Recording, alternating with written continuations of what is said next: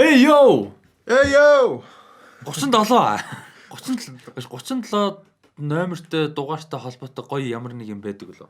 Тоглогч мэдхүү. Би бол 37. Хөлбөмбөг Итали метал талханд рандом 37 номертой юм байдаг. Гэтэ ер нь хөлбөмбөгт бол ховор сагсанд байд юм. Би сагс дээр бол толгонд оршиж байгаа юм байна.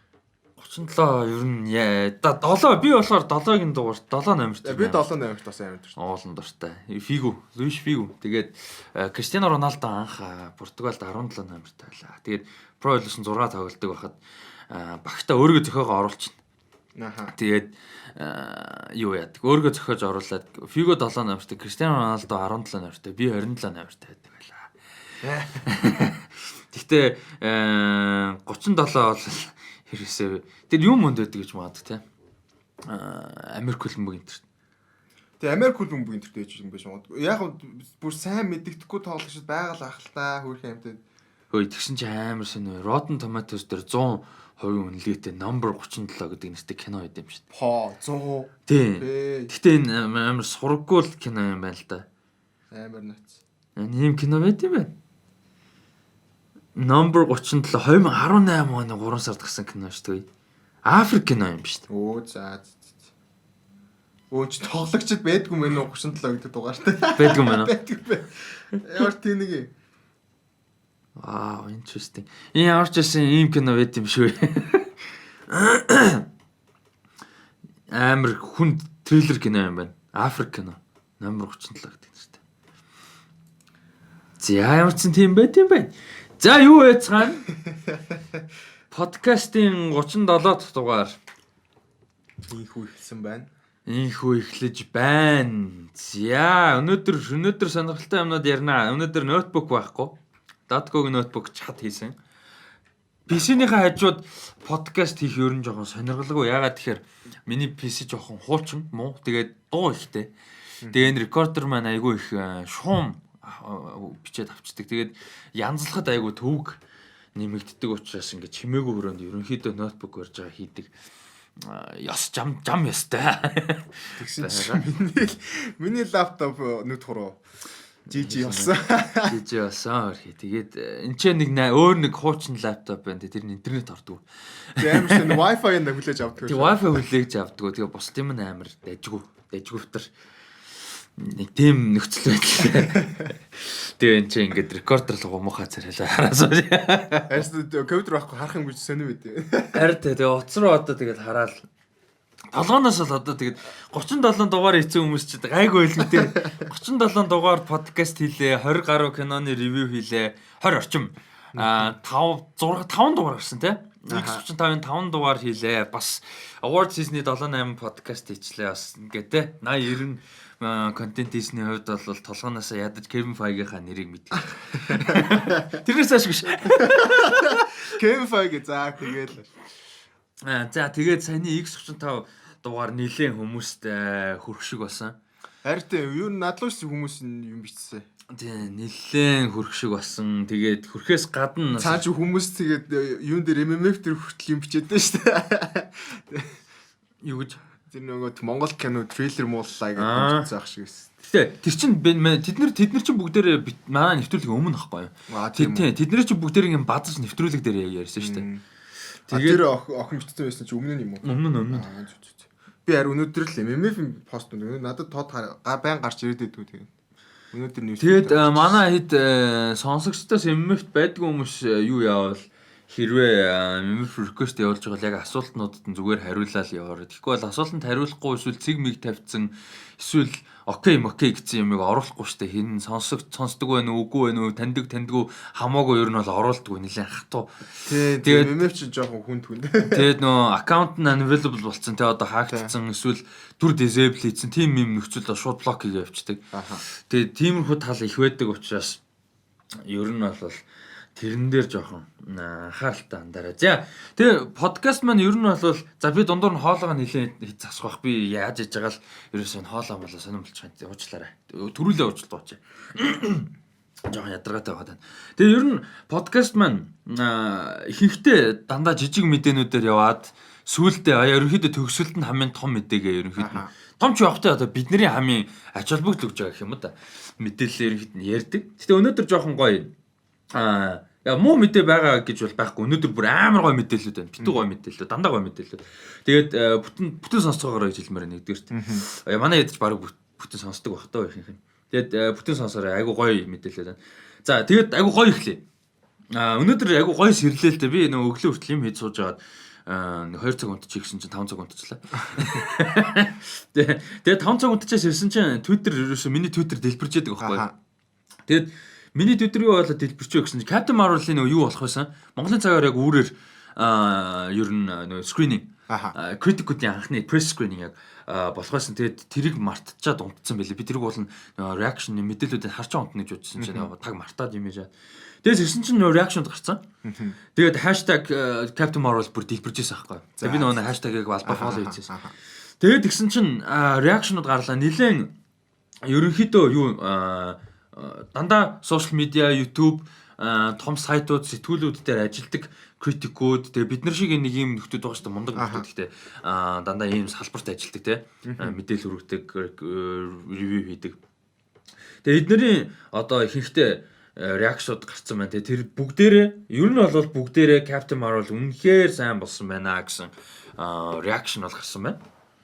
Тэрэнд бол би айгуу баяртай байна. Тэгээд чи ер нь реакшнуудыг харж амжгүй юу болж байна? Тэ бүгдний шашин. Гэхдээ ер нь ихэнхийг нь уншсан. Тэгээд яа амар гайрч. Би тэгээд амар юу байсан аахгүй. Captain Marvel дээр нэг тийм юу хайпч байхгүй. Тэгээд одоо ямар олсон чи яах вэ гэсэн бодолтой байсан. Тэгээд сая хүмүүсийн ревю уншсан бүр сэтгэл хөөрөөд амар хайптай болчлаа. Одоо удахгүй гарна гэж бодлоо бүр баяртай байна. Тэгээд билет авсан байгаа гэж бодохоор үнэхээр жаргалтай байна. Тэгээд бүр хайпыг бол үнэхээр нэмчлээ. Сая ревюунд ингэж одоо early review гарч байгаа нь бол тэгээд ер нь бол нийтдээ харахад бол хин манай гол дүрийн хин Brie Larson маш гоё байна гэсэн. Тэгээд амар 90-ад оны уур амьсгал нь маш гоё байна гэсэн. Тэрийг бол баг бүгдээрээ дурдчих. Тийм бүгд дурдчихлээ. Тэгээд одоо хамгийн одоо scene булаасан одоо scene stealing дөрүүд нь болохоор муур нөгөөх нь нэрийн Ben Mendelsohn одоо энэ Rogue One дээр тоглолдог жүжигч чинь тий. Rogue One Ready Player One дээр тоглосон. Ер нь Go to Bad Guy очоод тэр хоёр тэр муур тэр хоёр бол үнэхээр амар байна гэж хэлээ. Тэгээ Ben Mendelsohn энэ кинон дээр бүр айгуу гоё байна гэсэн. Тэгээд A+ энтер гэсэн. Тэгээд тэгээд нэг ревюн дээр болохоор Captain Marvel, Carol Danvers тэгээд хин хоёр манай Nick Fury хоёрын chemistry тэгээ хоорондох харьцаа тэр уур амьсгал нь маш гоё байна гэдэг хэвчээсэн. Тэгээд тэрийг бол амар хүлээж байгаагүй юм амар тийм тэгээ бичсэн болохоор бас ингээд үзмээр аим санагдчихлээ. Тэгээд дээрэс нь de-aging гэдэг байгаа шүү дээ. Одоо нөгөө нэг залуужуулдаг технологи. Энийг бол үзсэн ихэнх үзэгч нь таг мартсан байна гэж хэлээ. Үзэж явах та. Тэгэд гинт дараа нь зүгээр ингээд киноны төгсгөлд ингээд тайвширна шүү дээ үн чинь. Тэгээ ухраага боддоо ш тэгж явахдаа shit нэрээс Samuel L. Jackson чинь одоо барыг 70 хүрж байгаа шүү дээ гэж бодсон гэсэн. Тэгээд бүр de-aging нь бүр тэгж үнэхээр мэддэхээргүй байна гэдэг хэлээ. Тэгээ одоо сая Алита ийм амар мундаг байсан. Тэгээд de-aging мундаг болж байна. Тэгээд та манай сонсогч дат гэж гсэн хэрвээ мэддэг бол Vox дээр ч юм уу YouTube-ээр search хийгээд үзэр deep fake гэдэг. Тэгээд үзсэн. Чи мэдчихсэн тий. Тэр манай сонсогчд үзэж байгаагүй бол deep fake гэж яг ямар хуу одоо технологи байд юм бэ гэдгийг сонирхоод үзээр айгу аймаар ч юм шиг технологийн хувьд мундаг ч юм шиг. Тийм, Vox дээр яг хуу тавьсан нь болохоор ер нь бол зүгээр айхаар юм хийцэн л дээ. Тийм. Яг юу ярих гэдэг нь гэхээр за нэгдүгээр Alita гэх байна тий. Ингээд motion capture мөртөө жинхэнэ юм шиг. Нөгөөх нь de-aging тий. Шууд ингээд бодит юм шиг залууж байгаа. Deepfake гэж юу вэ гэхээр нэг хүний нүрийг нөгөө хүний царинд нүүрэн дээр л тавьчих байгаа. Ерөнхийдөө бол. Тэгээ тэр нь мэдэгддэггүй. Тэгээ хизээч одоо чинь Барак Обама хизээч fuck Осама Бин Ладен гэж хэлж байгаагүй бол өөр хүн тэр хоолойны өнгийг тааруулаад нүүрнийх нь амны хөдөөний тааруулгуудаа шууд press conference-ийг fuck Осама Бин Ладен гэж байгаа юм шиг хийх боломжтой. Бүр ямар ч мэдэх боломжгүй. Тийм. Тэр ихтэй бүр амар том аналист одоо амар лаб гарууд л мэдэх анзаарах. Тийм. Тэгээд яг бас нөгөө тхиё тэн дээр бас нэг өөр тал байна л да. Porn industry гэдэг. Йоо. Би наад чи бодож үзээгүй юм шүү дээ. Гүг. Харин тий. Одоо тэгээд өөр наад чи бүр амар том юм бохгүй. Наад чи тэгтээ бүр амар legal асуудал болох юм шүү. Үгүй харин it's a big thing now. Тэгээд яг нөгөө deep fake-ийг нөгөө судлаад үзэж байгаа. Тэгээд Marilyn Monroe энтриг амжуулаад бодоолох юм шүү. Бүр бүх жүжигчээд бүх алдартай тэрнээс ч болж сая нөгөө хин Emma Watson-аас бол зөндөө болсон. Яг л Ямар Emma Watson-тэй porn гарсан юм. Тийм porn гарсан. Тэгсэн чинь нөгөө хүмүүс жигнэсээ Emma Watson юм шүү гэд. Тэгсэн чинь Emma Watson өөрөө би биш гэд бүр тийм болсон юм. Emma Watson ч л нэгнээ бүр яг Emma Watson л гэж санагдав. Арай Emma Watson биш баха. Тэгэхгүй айл нэг жүжигчин юусэн тийм болсон байхгүй. Тэгээд deep fake гэдэг юм ингээд байгаа гэд. Тэгээд тийм үү гарчсан. Тэгээд дараа нь boxing мэдээг үзсэн чинь нөгөө тх юу юм тайлбарлажсэн. Тэгээд deep fake porn хийхэд амар зардалтай шүү. Гэхдээ тэр чинь баг тэгээд програм л байд юм шүү. Тэгэл ингээл нэм. Тэгээд үедээ хүмүүс ямар хүмүүс угаасаа завтай юм хийгээл сууж байдаг. Тэр сүүл дээр нөгөө Монгоц бууж ирснэ. Яаж байгаа вэ? Робот болж алхаснаа.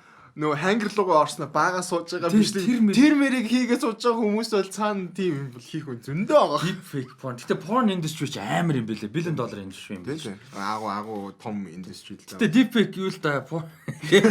Би зүгээр бодож үзээгүй юм. Гэтэ яг зүгээр яг industry гэдэг талаас нь нэлээд асуудалтай болох та хэцүү л дээ. Оролдож үзэхэд бол үзэл ах зарим нэг нь нэг хальт мөнгө хийвэл хийсэн болно. Гэтэ яг legal талаас бүх асуудал болно л да. Тэр чинь алуулна шүү дээ. Тийм. Тэгээд ялангуяа том жүжигчдийг Emma Watson л биш байсан баг. Яг тэгэхээр Emma Watson ч юм уу бүр тийм амар том хэмжээний хүмүүсийг тэгээд яачих юм ба шүү тэр байгууллага бол бараг шүү байхгүй болох үстэй. Хэцүү шүү дээ амин гол. Гэтэ бодож үзээгүй л асуудал. Тийм байдаг гэсэн. Captain Marvel-аас амар pornлоод ялила. Тэгэд Captain Marvel гэснээс за уучлаарай. Captain Marvel гэснээс айгу гоё юм. Captain Marvel-ийн screening Stanley зориулсан маш гоё трибьютер кино үзэр нээлттэй хийсэн гэж байна. Кино үзэр ямар гоё. Тийм кино нэхлэхтэй. Гэхдээ тэр нь бол яг ингээ international version бүх театрууд гарахтаа тэгж гарах үгүй нь бол тодорхойгүй. Яг энэ зөвхөн энэ screening тэгж гарсан уу эсвэл яг бүр world wide те яг кино гарахтаа Stanley-д зориулсан юм. Яа тэгж гараасаа трибьюттэй бүгдэн дээр нь гарах уугүй юу гэдэг нь бол яг confirm одоо их боломжгүй угаасаа нээлттэй юм чинь. Гэтэ тийм байх гэж найдаж байна. Тэгээ ямар ч байсан үнэхээр бүр ингээд сэтгэл догдлоос айгу гоё трибьютер хийсэн гэдэг юм. Бас мэдээ бол байна. Энэ бол айгу гоё мэдээ те. Тийм тэгээд бас за яг review-ээр үргэлжлүүлээд нэг юм дуурчлаа. Тэр нөгөө шин нуур амьсгалыг одоо энэ чинь яг Marvel-ийн одоо кино гэж хэлэгдэхээргүй яг нэг бол Marvel-ийн яг кино дунд тэр уур амьсгал дунд шин юмыг оруулж ирсэн бүр шин байна гэсэн тийм review тийм шүүмжүүд гэх юм да. Шүүмжүүд явж илээ. Тэгээд тэр нь маш их таалагдж байна. Тэгээд Captain Marvel-ыг бол одоо бол үнэхээр тэсээ яд үлээж байна. За тэгээд дуусаг байгаа Captain Marvel. Дуусаг байгаа. За чи ингэ цэг тавьчаад байгаа байж л та. Дахиад нэг юм байна шүү дээ. Credit scene. За. Тэгээд credit scene болохоор юу гэж хэлээ. Хоёр credit scene тэгээд confirm хийсэн. Нэг нь болохоор нэг art-тэй credit явж байгаа шүү дээ. Кинон шууд дуусангуудаа ингээ амар cool credit явж байгаа шүү дээ. Эхний тэр credit-ийн дараа дунд нь одоо нэг байгаа. Тэгээд тэр scene-ийн дараа нь бүр нэг hard screen-тэй одоо бүтэн урт credit явж шүү дээ. Тэр дуусаад бүр төгсгөл нь дахиад нэг байгаа гэсэн. Ер нь бол хоёр credit-сэн. Тэгээ нэг нь бүр ингээд үзэгч тэр пресс дотор байгаа хүмүүс бүр өөлж мөйсэн гэж хэлээ. Тийм. Бүр амар сэтгэл хөдлөсөн амар гоё scene байсан гэсэн. Тэгээ юун тодорхойгүй одоохондоо. Тэгээд end game-тэй холбогдох үгүйг бол хинэнч дурдахгүй байгаа. Гэхдээ мэдээж энэ press screen дээр байгаа ихэнх үзэгчид критик энэ хүмүүс маань амар гоо өөртөө амар том фэнүүд учраас ганц гоё юм ингээд ерөөсөө мэдээлэл ингээд лик хийхгүй байгаа. Тэр нь амар гоё. Ерөөсөө ингээд ямар ч юм спойл хийхгүй, ямар ч юм ингээд холбогдчихгүй. Тэгээд дараагийн дугаараар подкастын дугаараар юуг тодорхой болгоё. Нөгөө нэг яг ревю гарах хугацаа нь тодорхой болгох. Одоогонд тэрийг судалж амжсангүй. Дараагийн 7 хоног гэхэд ревю арай цацагдаж эхлэхгүй байх гэж бодож байна. Эсвэл цацагдчих юм болов. Бараг одоо 28 тэгэхээр тийм байна. Дараагийн дугаарын подкаст орохоос өмнө ревюуд орчих юм шүү дээ. Яг full review те. Ер нь бараг орчих юм байна. Тэгээд өнөөдөр өглөө би бас босоод Carol Danvers-ийн юуг нь бол яг энэ review-д уншаагүй. Гэхдээ Rotten Tomatoes дээр нөгөө тхий одоо интернет тролл гэдэг одоо троллууд гэлээ тийм нөгөө тхий юу сүүлд Marvel-ийн кинонуудыг бас ингээл эхлээчгүй байхад нь муугар хэлээл тийм нь одоо эхэлсэн байна гэдэг чинь. DC дээр бас боо юм болоо шүү дээ. Justice League энэ төр. Тийм. Яг тэгээд нөгөө хүмүүс нөгөө тхий эмгтэй гол дүртэй мөнгөтэй гэж муул бичсэн. Нэг тиймэрхүү юмуд бол амар их одоо ингээд бүр амар их хэмжээнд байна гэд бичсэнсэн. Тэгээд тэр нэг юм болсон юм байлээ. Болж байгаа. Яг тэ нөгөө фэнүүд чинь нэг юун дээр солиорсон шүү дээ. Last Jedi Enter дээр солиорол тэ.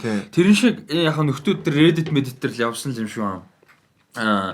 ерөөсөө энэ киноны рейтингийг ерөөсөө гарахаас өмнө буулгана унгаан нэтэр тэр нөр фан рейтинг өгдөн штэ.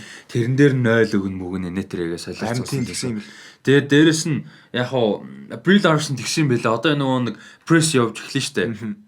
Нөгөө нэг медиагаар те ярилцлагууд өгөөл киногоор рекламад явж эхлэн. Тэр үед нь өөрөө мань хүн нэлээд хатуу хандж байгаа юм нь юу вэ гэхээр болж өгвөл олон өөр төрлийн интервью те одоо ярилцлага авах хүмүүстэй төрлийн өөр төрлийн гэдэг нь одоо зөвхөн цагаан арьстай эрэгтэй хүн биш. Эмэгтэй хүмүүс, эмэгтэй сэтгүүлчид өөр яс үндэстний те ийм сэтгүүлчид болж өгвөл ийм олон төрлийн хүмүүстэй ингэж ярьж юмар байна гэж хэлсэн байлээ л те. Тэгээ тэрийг нь болохоор өөрөө хэлэхдээ би цагаан арьстай эрэгтэй хүн эсрэг биш ээ те ингээд тэрэндээ биш. Зүгээр л хамгийн гол нь олон өөр үнцэг гаргах нь илүү сонирхолтой юм а гэсэн үнцгээс хэлж байна гэдэг бүр ингээд язах давхар тэрийг ингээд нэг үйлдэл завсарч хэлж байгаа. Тэгэж хэлээд байхад нөгөө хэд нь anti white да feminism politically correct bla bla bla боо юм болоо. Тэгээд байгаа юм бэлээ л дээ. Яг хөө тэрийг бол би зөв гэж буруу ч зөв ч зүгээр тэр үнэл хүсэж байгаа л зүйл нь тэр. Тэгээ тэр нь бол баг зөвдөл та тий. Тэгээ нэг тиймэрхүү юм байгаа юм бэлээ. Тэр бол биднэрт хамаагүй гэж байна. А тэгтээ нөгөө талаас Монголд нэг амар одоо би саяны энэ постыг MF-ээр оруулахтай айгу баярлж албаар бүр ингээд in your face гэж бүр оруулсан л да. Яасан бэ гэхээр зааш тооцлоо. Яасан бэ гэхээр Монголд ихэнх ингээд постнуудыг ер нь одоо өргөө кино театрын ч юм уу тэ өргөөг нэ дистрибьютор ч юм уу MF ч юм авчих. Ерөөсөө Brie Larson-ы царай зүс бүкс ирсэн хүмүүс. Би бүр тэр ингээ бодохоор уур ураад байгаа юм. Нэгдүгээр хөөхөн. За тэрийг тооцоод энэ кинон дээр энэ Brie Larson-ы дүр хөөхөн байх шаардлага. Jeremy Renner хогийн царай муутайгаа штэ. Jeremy Renner ингээ годомжинд явж байгаа зүгээр ингийн celebrity сүртэй гонж өмсөөгөл явж ивэл зүгээр годомжны цагаан арьстай Америк залуу байгаа. Хинч хижээч царайн дээр нь гомддгүй байстэй. Хайртай. Тэгвэл мэдгүй энэ ер нь анх зүгээр бодоод үзтээ Роберт Дауни Жуниор царайлаг биш шүү. Мондаж үжиж хизээч царайлаг гэж ярь. За Крис Хемсворт Эвенс энэ төр өөрөх. Харин. Гэхдээ тийм тэнэг байгаа болох хэрэгтэй байхгүй юу? Юу яриад байгаа Wonder Woman-ы character байсан бол өөр. Тэгээд тодорхой хэмжээнд чинь ингээд нэг тийм дүрийнх нь нэлээд том хэсэг ингээд нэг тийм тэр Amazon-ын гэдэг те имижтэй гэдэг ч юм уу. Тийм ч учраас Gal Gadot тэр бөө юм болсон шүү дээ анхандаа угаасаа. Сүүлдээ тэ Gal Gadot сайн байсан тулдаа гоё байсан тулдаа тэ асуудалгүй өнгөрсөн. Тэрийг бойлох хэрэгтэй. Тэр эмэгтэй character болонгууд царайз бүр бойлолтой ямар тэнэг юм бэ тэр одоо. Харт. Тэгээ киноныхын трейлер мэлэр тийм муу байгаад байгаа юм юуж байхгүй байгаа шүү. Яг гоо эргэлзээ байж тэр бол байж болно. Кино одоо ингээд нөгөө нэг амар сайн реакшн гарч ирээд амар санаа амрааж байна. Муу байсан бол хамаа алга тий болно шүү дээ. Муу байл амар харамсалтай. Тэгээ ялангуяа Brie Larson муу байл тий. Окей fine. Гэхдээ зүгээр тим юмыг жаж хийхдээ зүгээр ингээд царай зүсэндээ жаж хийхэ болчихлох юм аа байхгүй. Арайч тий. Царай муутай хүүхэн юу амар олон юм харсан би бүр. Нэгдүгээрт за тэрийг эсэргүүцээд хэлгээд Brie Larson царай муутай бол биш. Хоёрдугаар ч чиний хэлж байгаагаар дүр нь заавч тийм байгаад байх шаардлага байхгүй. Тэглээж мундаг жүжигч юм. Тэр хүнийг яагаад муулаад байгаа бишээ гэдэг байгааг нь ойлгохгүй. За яг хуу анхандаа болохоор зүгээр фан Emily Blunt байсан бол гэж ярьж байсан. Гэхдээ хиний эсрэг Brie Larson-ы эсрэг бол юу ч байгаагүй. Юу байхчгүй. Тэгээд энэ дээр одоо тэгээд хүмүүс ингэж байгаа нэг тийм монголчууд амар сексист гэдэг нь л харагдаад байна л да. Монголчууд ер нь л масс хаасайг бол масс амар сексист л байгаа юм л да. Тэгээд тэр нэг царай зүс яриад нөө Brie Larson-тай юм болонгууд л тэр нэг зураг авалтынхын шотыг тавиал бүкс яриад те. Би гайхаад байгаа энэ кино хайшаа Brie Larson-ы бүксөөр мөнгө олох гэдэг юм уу? Харин тий. Brie Larson-ы царайгаар орох гэдэг юм. Тэгвэл юу яа л та. Gal Gadot-ы бүх кинон тоглоулъя л та. Израилийн Miss, дэлхийн Miss орж исэн. Нэг бол Halle Berry бүгдэнд тоглоулъя. Тэр чинь бас Америкийн Miss төрүүлжлээ нэг хоёрт орж илээ. Нэг бол Priyanka Chopra бүгдэнд тоглуулчих. Айгүй бол бүгд racist тань. Яг ясмэн дээр Priyanka Chopra дэлхийн Miss хөөе. Нэг бол тэрэндээ тулах юм бол амар ядаргаатай ингээд кино урлагч нь тэр Miss-тэй биш шүү дээ. Miss нь гэсэн яг ясмэн дээрээ царайдсан дээ биш. Яг ясмэн дээрээ. Fucking hell ёо. Ингээд яг одоо Brie Larson-ы эсрэг нэг юм байж болж байна. Царайдтай холбоотой. Тэр нь хөөрхөн мөрхөндөө биш. Мань хүний имиж өөрийнх нь жүжигчний хувьд бүтээжсэн дөрүүдийн хувьд хоолойных нь хувьд fierce биш. Тийм warrior like биш те. За тэгэж хэлж болж байна. Emily Blunt манд бол жишээ нь Rebecca Ferguson энэ хажууд нь хамаагүй fierce, хамаагүй нэг тийм хүн алуул алчгаар те. Тэр бол тийм царай муутай бүгшгөхтэй. Тим юм биш байхгүй юу? Зүгээр яг дүрдэн таарах уугүй юу те. Зүгээр царайдсэн. Тим яриа бол байж болж байгаа байхгүй юу? Тэгэхэд Gal Gadot тэр юу гэж ярьж ялаа хөх ярьж байсан шүү дээ. Хөх болчин ярьж мангарч байсан шүү дээ. Жижиг хөхтэй солиорж байсан шүү дээ. Тим юм байх бол болж хэвчтэй байхгүй юу? Яг нөө эрэгтэй жүжигчдийг нь ядж хахад хувиргадаг юм ингээд нөө гасцсан. Одоо хаа байсан Пол Род Дали 40 50 үрж байгаа Пол Родыг хүртэл бак болгоцсон шүү дээ. Тэгчингүүд нөө эмэгтэй дөрүүд нь ингээд бүгд ийм байх хэрэгтэй гэдэг. Нөө Scarlett Johansson яаж хахад амар бие мэт те. Тэнгүүд ингээд бүгдээрээ ийм байх хэрэгтэй гэдэг ойлголттой болсон. Одоо тэрийг ингээд жоохон багасгах шүү дээ. Яг мэдээж ийм глобал хэмжээний кино юм чинь тодорхой хэмжээнд attractiveness те ингээд нөө билет постерн дээр тавих зураг те билет зарах юм байх хэрэгтэй. Тодорхой байх хэрэгтэй тийм. Тэр бол ойлгомжтой. Гэхдээ тэр гол юм нь биш байх хэрэгтэй байхгүй. Тэгээ тэрийг чинь тодорхой хэмжээнд ойлгож байгаа. Үгүй. Гэхдээ энэ ч ингэж анзаарч хахад ингээд кино урлаг гэдгээ өөр юмтай холиод байгаа байхгүй. Яг тэнчэнээс яг юуг нь үзэх гээд байгаа. Яг тэнчэнээс кино те зохиол тэр дөрүүд хөгжиж байгаа те development явж байгаа тэр дөрүүдийн хоорондох харилцаа тэр үйл явдлыг л үзэх гээд байгаа болохоос биш түүнээс биш жүжигчдийн сайн жүжиглээ тэрийг л үзмээр байгаа болохоос тэгээд нэг жүжигчний юм байна тийм байна тэгээд ах шаардлага гоё жүжигчин царайлагч юм уу гоё хүүхэн гоё залуу харах мэдээж гоё гэхдээ зүгээр тэрийг кинонд давах хэвээр дүрэн давах хэвээр шалтгаан давах хэвээр байхгүй тэр нь гол нь шүү дээ гэхдээ тэгтээ тийм байдаггүй гэдэг дээр л Aquaman амар харуулж байгаа байхгүй ер нь бол тэр бол яг тэр хүсвэс үг юм л да. Тэгэд одоо тэр Black Panther-ыг би үзэж явах бас тэгжлээс урд нэг хоёр охин суудсан. Нэг нь бол би бүр тэр охиныг нь бүр комент юмэр санагдаж байгаа юм. Нөгөөдгийг нь алгадаад байгаа маар за яг нэг тийм эсрэг хоёр. Нэгэн чинь яг ингээ киногоо суугаа үзээд байгаа юм. Нөгөөдг нь бүр ингээд тэр л 30 дуудаа story хийсэн заяа. Бүр ингээд тэгээ тэрнээс гадна Michael B Jordan гарна шүү дээ. Гаруулганд оо гэж орилол зэ. Орилж босч ирэл гээс уцаа бүр ингээ сандарч оролдоод зургийг аваад заяа. Тэгээ нөгөө хажуудлага найз сүултээ уурлаад хүчи болт. Ингээ яг миний яг уртлыг нэ суудсан. Тэгээ тэр нүг хоосон үзэр байсан юм өглөө ойлоод хитгэе байлаа дахиж үзчихсэн. Тэгсэн чинь нөгөө хажуудлага хүчи болчихч төхөө гэд. Чи нөгөөд нь ууралж мөр чи юу сүртэй гэсэн хоёр сандлын цан сууж байгаа байхгүй. Нөгөөд нь нөгөө муудалцаад тэгсэн сүүлд нөгөө нэг сүүлд нь жоохтой дундар нөгөө нэг хинтэ тачаалаатай нөгөө нэг хүрхэн дээр үзэлцсэн ш туцаа тайл. Тэгсэн тэр охин баг явж 0 орлоо баг. Бүр ингээ тэр болохгүй гэсэн үг зүгээр. За тэр сэтгэл огшч бол болно шүү дээ. Зөв уцаа оролдохоо байхгүй юу? Тэрс огшиж ойрлон хамаа алах зүгээр тэр болохгүй юм байхгүй. Тэр Michael B Jordan баг тэгээ тэнд бол дайм тэ амар харагч. Би баг тэнд тэр охин тэгж хэтрүүлэг байсан бол би баг тэнд тэгж байгаа л та. Зүгээр гол юм нь уцаа тэгж оролддог л асуудал. Тэгээ дээрэс нь бид тэр Michael B Jordan-ы pointer хэлэх гээд нэхэр тэр нөгөө нэг амар ингээд зараад байгаа байхгүй билетийг те.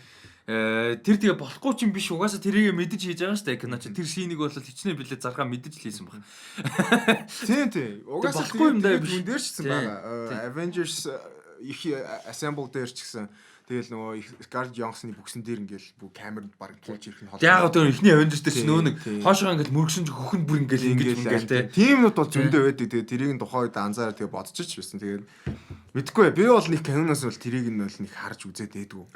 Анзаардаг юм уу эсвэл анзаарахгүй зүгээр ингээд канон тэр жигтэй гоё байвал гоё тэгээ муу байвал одоо муул юм байна гэж бодох.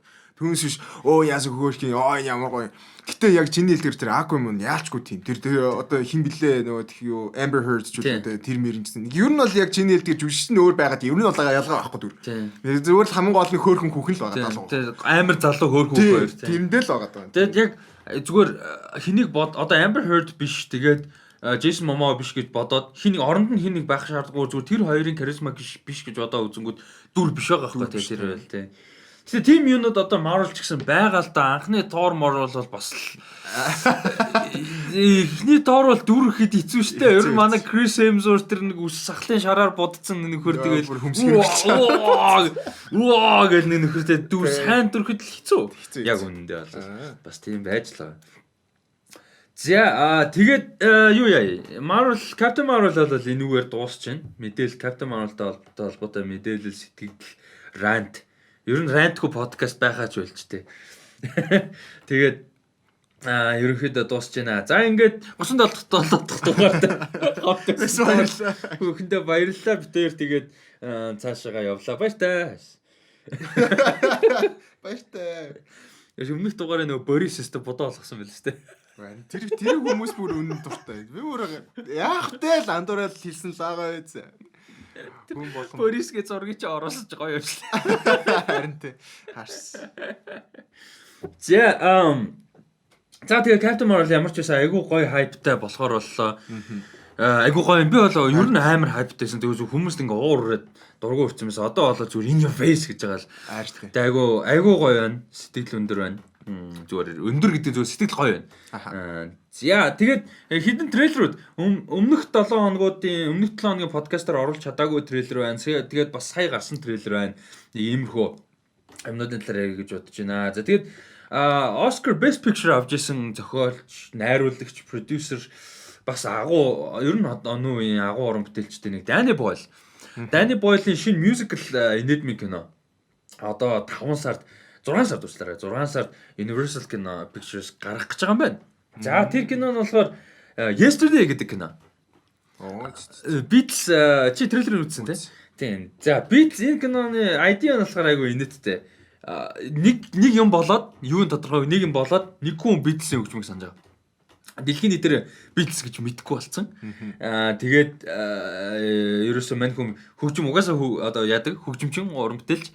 Тэгээ нөө Beatles-ийн дуунуудыг сайн мэд. Тэгээ тэрүүрээ карьер босгож байгаа тухай.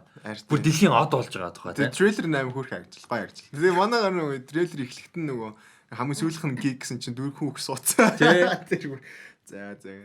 Тэгэд каст бол айгүй гоё. Энэ Химэш Пател гэж жүжигчин бол шинэ жүжигчин юм байлээ. Гол дүр нь. За тэгээд туслах дүрд бол Kate McKinnon, Ed Sheeran, Lily James, Ana de Armas ингээд айгүй тийм дээр юун дээр байсан тийм гоё каст. Айгүй тийм гоё туслах касттай. Ийм. Тэгээд Danny Boyle бол мундаг найруулагч. Тийм гоё трейлер гарсан бэлээ. Үзцгээрээ жилмэн сэтгэлээ болцаарай. За чи Dadko сэтгэлээ болцоо. Надад амар таалагдсан. Амар хөөрхөн харагчлаа. Яг хөө гэхдээ яг хөө сайн кино яг хөө сайн болох хамаагүй. Ер нь дуун зэргийн болцсон байх хангалттай. Зүгээр яг хөгжилтэй. Тэгээд нэг тийм entertaining нэг fun нэг хах сайн юм уу бүтэн сайн өдрийн нэг орой юм уу өдрийн сууж байгаа үсгээр нэг гоё кинонд яг тэр шиг санагдсан. Тэгээд үзэхэд бол гоё л баг. Тэгээд Danny Boyle хамгийн гол нь тийм энгийн хэмжээний кино хийх үү гэдэг бас байна л да. Тэг надад бол гэхдээ яг трейлер яг сэтгэл бол тийм л санагдсан. Түүнээс яг уур амьсгал нь бол тийм санагдсан. Гэтэ Danny Boyle-ийн кино хийзээ тэрнээс илүү юм гарах хэрэгтэй. Тэгээд энэ бол бас нэлээд айдиа илгээх л баг. Ямар нэг мессеж байх бах. Тэгээд төгсгөл нь яах вэ гэдэг айгуу сонио. Ер нь хараад байхад трейлераа төгсгөл манай ер нь жоохон амар од мод болгоод харамсах тал руугаа ер нь орох гэдэг шүү дээ. Нөгөө агуу хангалттай мессеж нь ер нь бол нэг тиймэрхүү талдаа л байх ах нөгөө яг од гэхлээр яг хүмүүс нь од гэхлээр л нэг амар мөрөдөл юм байна. Тийм биш байдаг. Ер нь ч тэгээд тийм од хүмүүс чинь тэг өөртөө шилдэг тийм. Энэ бол нэг хүсээд ах юм бол. Тэгээд дээрэс нь хүний хөгжмөр од болчихгонгууд бас нэг хэцүү. Тэгээд яг бодит яг жинхэнэ уран бүтээлч юм бол хүний юмар карьер босгочод нэг сайхан бол байхгүй. Тэр мэрийг бас хөндлөх тийм сэдв. Тэгээд бас тэр нөгөө нэг хайр дуурал бас дунд нь бол явж лээ трейлер дээр. Lily James байсан тийм эмэгтэй дүр. За тэгээд юу болвол Danny Boyle-ийн инээдтэй хөгжилтэй гоё санаатай юм кино гарч байгаа юм байна. Чиний Danny Boyle-ийн дуртай кино юу вэ? Яг Danny Boyle-ийн уран бүтээлүүдээс би бол Danny Boyle-ийн одоо хамгийн хайртай кино Sunshine. Яг зөндөө олон мундаг уран бүтээл байгаа. Danny Boyle бол мундаг уран бүтээлч одоо бараг 30 орчим жил ажиллаж байна. Гэхдээ миний хамгийн дуртай кино Sunshine, Cillian Murphy энэ тоглосон. Бүр Rose Byrne энтертэй. Миний хамгийн хайртай science fiction кино тэнийг. Юун дээр сая пэйж дээр нөгөө нэг топ 5-ыг ингээд асуугаарай гэд гисэн. Тэгээ тэрэн дээр юу яагаагүй. Топ 5 sci-fi гэдэг дээр би юу бичээгүй. Sunshine-ыг бичээгүй. Гэхдээ тухайд нь санаанд орсон киногоо бичсэн л дээ. Sunshine бол гэхдээ ер нь бол орно. Би яаж яхаа Sunshine юу л да бас амар сахалж амар агуу каст. Амар касттай те. Яа бурхан. Бас анх үзчихсэн жоохон ч байж. Одоо дахиж үзэхгүй боллоо. Тэгээ кастнд одоо Chris Evans, Cillian Murphy, Rose Byrne, Michelle Yeoh, Cliff Curtis, тэгээ Hiroyuki Sanada байна. Тэгээд Benedict Wong. Ийм амар каст. Тэгээд хэрэг үзэж байгаагүй бол заавал санал болгомоор Sunshine Danny Boyle найруулагчийн Sunshine-ыг заавал үзээрэй гэж хэлмээр байна. Тэгээд Danny Boyle-ийн кинонд бас чиний нөгөө нэг хойлоо үзээд амар гоё байсан юу кино. Би яг тэрийг хийх гээд байна л да. Надад хамгийн таалагдсан тийм юу вэ? Trans гэдэг. Тэр амар гоё байсан. Тэгээд гол дүрт нь James McAvoy, тэгээд хин Rosario Dawson тоглолтыг тэгээд ялчгүй мундаг. Тэр бол бүр ингээд mind fuck хийцэн. Тэгээ Vincent Castle тий. Тийм. Айгу хүнд psychological thriller гэнэ тий. Үнэхээр хүнд. Тэгээд бүшаа хүчс дуусчаад байгаа. Яг юу болоод өнгөрч ёо амар өс ш. Тийм тэгээд Danny Boyle-ийн найруулагч юм бол ийм гоё хөгжилтэй ямар ч байсан трейлер бол гарсан байна. Тэгээд Danny Boyle бол мундаг уран бүтээлч учраас энэ киноноос нэлээд одоо дуулгах бах гэж найдаж байна. За тэгээд Danny Boyle гэдэг нь James Bond-ыг найруулна гэж ярьж байхад аим хүлээж санагдаж байна. Тийм тэгээд Cary Fukunaga болоо тэгээд сүүлдээ за тэрний талаар өнөөдөр ярих байгаа шүү. За тэрний дараагийн трейлер Triple Threat гэдэг нэртэй Triple Frontier бол биш. Triple Frontier нь болохоор Ben Affleck, Charlie Hunnam энтертэй тий. Тэр бол байгаа. Pedro Pascal тий. Netflix-ийн Ben Affleck Netflix кино байгаа. Тэгээд Triple Threat гэдэг нэртэй киноос гарч байгаа юм байна. За энэ кинон дэр нь болохоор Tony Jaa одоо Ombak киноор алдартай. Iko Uwais The Raid кино The Force Awakens дээр cameo хийсэн. За тэгээд Tiger Chen энэ нэг Man of Tai Chi гэдэг киноноор гарч ирсэн нэг Keanu Reeves хийсэн. Tiger Chen болохоор Matrix киноны choreography бас хийж исэн. Ерөнхийдөө хиний Keanu Reeves-ийн хувийнх нь нэлээд том багш. Одоо бие хамгаалах урлагийн мундаг бие хамгаалах урлагийн ерөнхийдөө нэлээд мундаг одоо тийм хүмүүсийн нэг Tiger Chen бол. Яг хоо яг кинон дээр бол яг тэр Man of Tai Chi үзсэн бол мэдхийлэн. Тийм Man of Tai Chi агуу гоё кино. Тийм амар мундаг сайн биш. Гэхдээ үзэхэд амар entertaining. Агуу энэ Tai Chi гэдэг юм бие хамгаалах урлаг өөрөө юм сонирхолтой бас урлаг. Тэгээ энэ тийм гоё кино шүү. Энийг баг Keanu Reeves найрууллаа зүгээр тоглолоо биас мартчих. Баг найруулсан санагдаж байна. Тийм би үдчихэл байсан тоххой. За тэгээд Scott Adkins тэгээд хин Michael J White. Ийм одоо сүртэй martial art юунуудтай жүжигчтэй Expendables шиг ийм киноны трейлер гарсан байна. За тэгээ Валентины өдөр. Валентины өдөр амар наа. Release date юм байна. Тэгээд биш Валентины өдөр трейлер нь гарсан юм байна. Зүг. Тийм. За чи юу гэж бод? Трейлер гоё харагдчихлээ. Акшн үнэхээр аргагүй л ах л та. Угаасаа акшн кино тоглоод мундаг хүмүүс байсан. Тэгээд трейлер дээр бол акшн гоё харагдчихлээ. Трейлер гоё харагдчихлээ. Хин хоёрыг Tony Jaa Iko Uwais хоёрыг хамт Iko Uwais хоёрыг хамт харах гоё лээ. Амар сонирхолтой харагдчихлээ. Тэгээд энэ ялчгүй нэг гоё тулааны урлагтай гоё кино болох байхаа. Тэгээд Scott Adkins гэхдээ хамгийн гол нь харагдахгүй би тэгээд гарсан уу нэг хайртаад өнгөрсөн үү. Scott Adkins байгаа гэж айгүй олон сайтн дээр байгаа мөртлөө IMDb дээр бол байхгүй лээ. Тэгээд жоохон эргэлзээт юм шиг байл. Ямар ч тодорхой нь бол Tiger Chen, Iko Uwais, Tony Jaa тэгээд Selena Jade.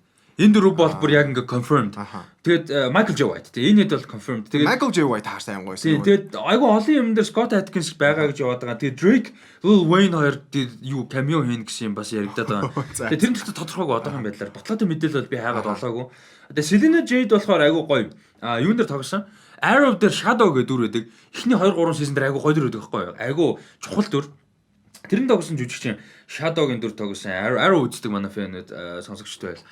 Arrow фэнүүд манай фэн Arrow фэн байвал мэдж байгаа хаа. Тэгээд энэ бол зүгээр сагна Balls to the Wall гэдэг чинь зүгээр тулцсан акшн тийм. Ажил жинхэнэ тулцсан акшн харагдчихлаа. Тэгээд Michael J White-ыг харах ямар гоё нөгөө хамгийн сүүлд юугаар л харсан. Баг Dark Knight-аас хойш харсан уу? Dark Knight-аас хойш баг хараагүй хаа. Нөгөө гэхдээ яг нөгөө нэг хэсэг Mortal Kombat-ийн нэг тийм тийм штэ. Legacy гэдэг. Нэр Legacy дээр. Тэрэн дээр хин юу Jack Briggs гэдэг дүр Jackson Briggs дүр тоглосон байсан. Тэгээд тэр дээр аим гоё. Нэр Mortal Kombat Legacy яг гоё шүү. 2 season яваад cancel.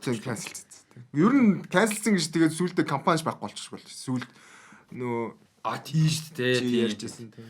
Тэгээд тэр чинь нөгөө хин тэр чинь нөгөө нэг хийсэн нөхөр нь хэн блэ? Тэр чинь нөгөө бүр хэмжээний кино ин гэж агүй олон жил ярьж байгаа. Тэгээд сүүлдээ одоо алга болчихсон шүү дээ. За дараагийн teaser жижигхэн teaser байсан. Тэр надад амар таалагдсан. Би эхлээд biography кинонуудын teaser нэг тийм гоё романтик аятай тэгэл амар epic хүн байсан гэх юм болоо гэж бодсон. Айгу сонирхолтой teaserтэй байсан. Tolkien. Тийм. J.R.R. Tolkien буюу одоо мэдээж бүгсний эзэн Hobbit те Lord of the Rings Hobbit-ийн зохиолч тэр хүний талаар залуугийнх нь амьдралын талаар Nicholas Hoult тоглосон ийм кино бол гарах гэж байгаа юм байна. 5 сарын 10-нд нээлттэй хийх юм байна. Тэгээд teaser ямар санагдав? Teaser амар таалагдсан. За үнэхээр сэтгэл хөдлсөн гэх юм уу? Сэтгэлд амар хүрсэн. Тэгээд Nicholas Hoult амар гоё харагдчихлээ. Тэгээд яг трейлерээс яг амар яг ойлгосон юм бол Tolkien бол яг өөрийнхөө туулж яасан гэдэг туулсан амьдралаасаа сэтвлээд яг хийсэн юм байна. Одоо тэр нэг хэсгээр Nicholas Hoult ингээд өөрөө ингээд юмд ингээд ороогцсон ингээд зөвхөн царай нь гарцсан ингээд нүүрэн цайрц хөвтөж байгаа байхгүй. Тэгээд тэр яг ялч нөгөө хин манай гол дүрийн юу чин Hobbit чи хин блээд нэр нь Frodo нөгөө тхий нэг аалзан татгуудаад нэг төвчээд штэ. Яг тэр шишэг харагдчихлаа. Тэгээд яг би түүхэн үнэхээр уншиж байгаагүй мэдэхгүй тэгээд тийм болохоор ингээд дөрөв найз дөрүүлээ ингээд найзалдаг байсан ч юм уу нэг тиймэрхүүнүүд яваадсэн. Тэгээд киног нь үзэх бол үнэхээр сонирхолтой. Яг л би яг амар хайртай юу мөртлөө яг уншиж судалж байгаагүй хүн болохоор яг ингээд кинон ингээд гарах чинь гэдэг бол надад бол үнэхээр гоё.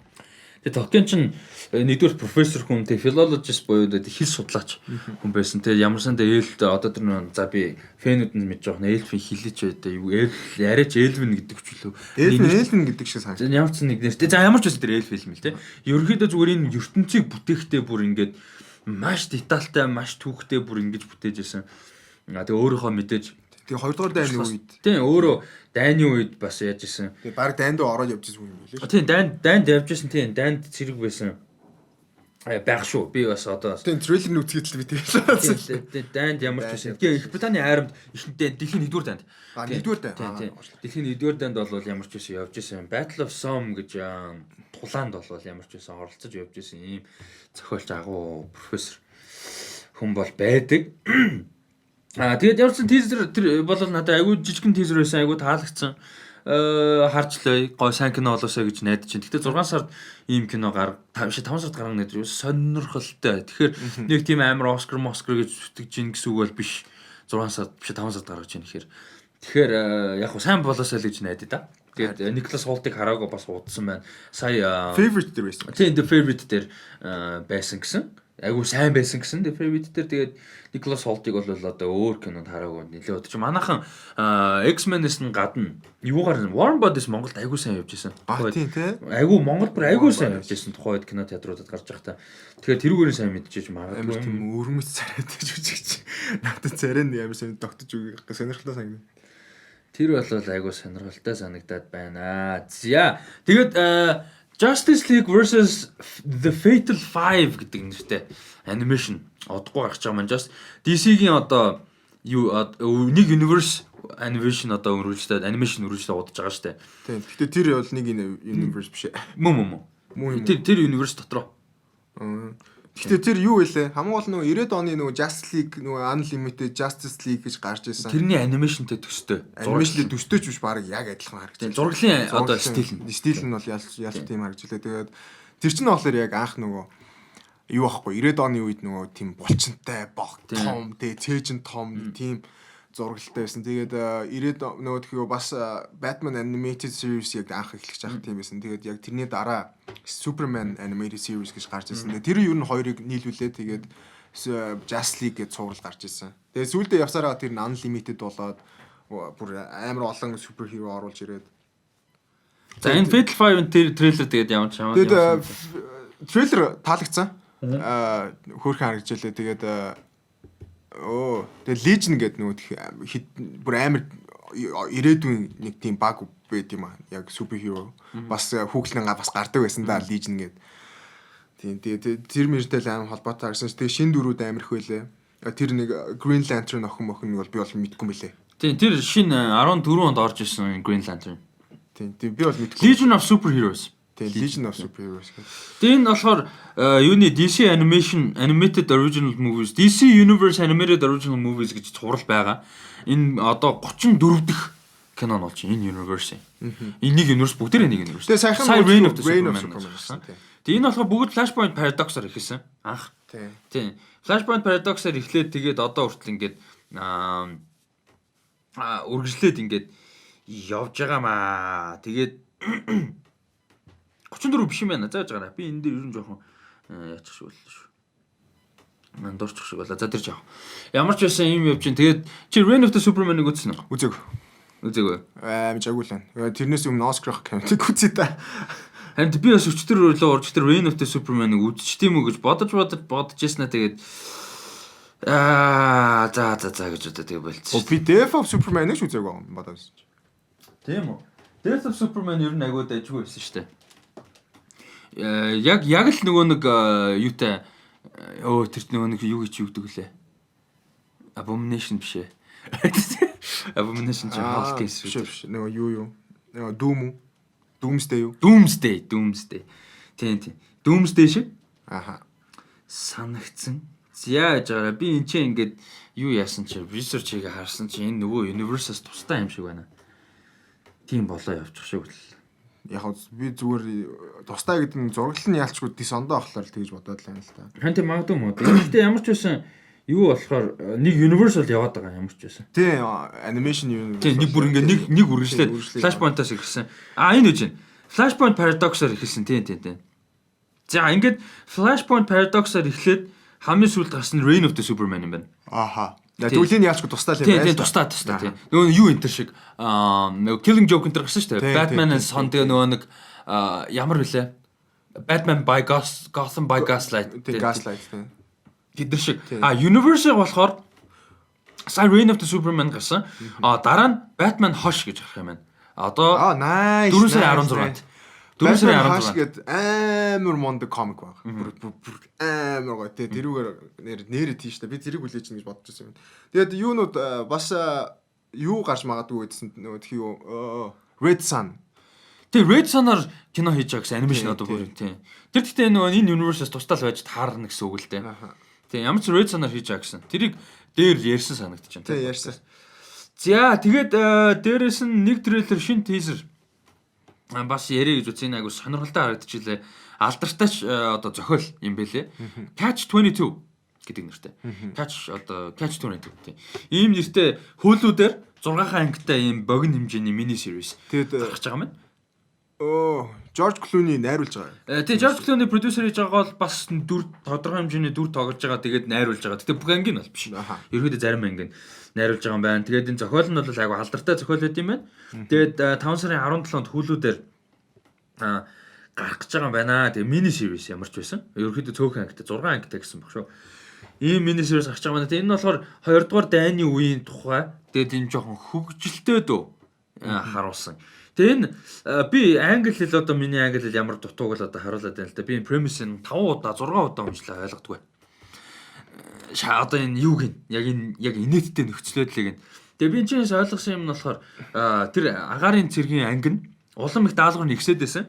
Тэгээд тэнцэнэс болий гэхээр юу яадаг зөвхөн одоо сэтгэл мэдрэлийн өвчтөй гэдэг үнэлгээ авч яж одоо болдог. Тэгээ өөрөөхөө хүслээр болох юм бол биш ээ. Сэтгэл мэдрэлийн өвчтөй гэж үнэлэгдэх юм бол тэр мишн руу ингээд яваад тахаар тийм болчдөг гинэ. Одоо өөрөө ингээд хүслээр тэр нөө сэтгэл мэдрэлийн жоохон гажигтай гэдэг инсейн гэдэг үнэлгээ авчдаг. Тэгэд инсейн болчих юм бол явуулаад байдаг. Тэгснэ өөрөө сейн байх юм бол эрүүл хүн болохоор ингээд нөгөө нэг quit хийх боломжтой.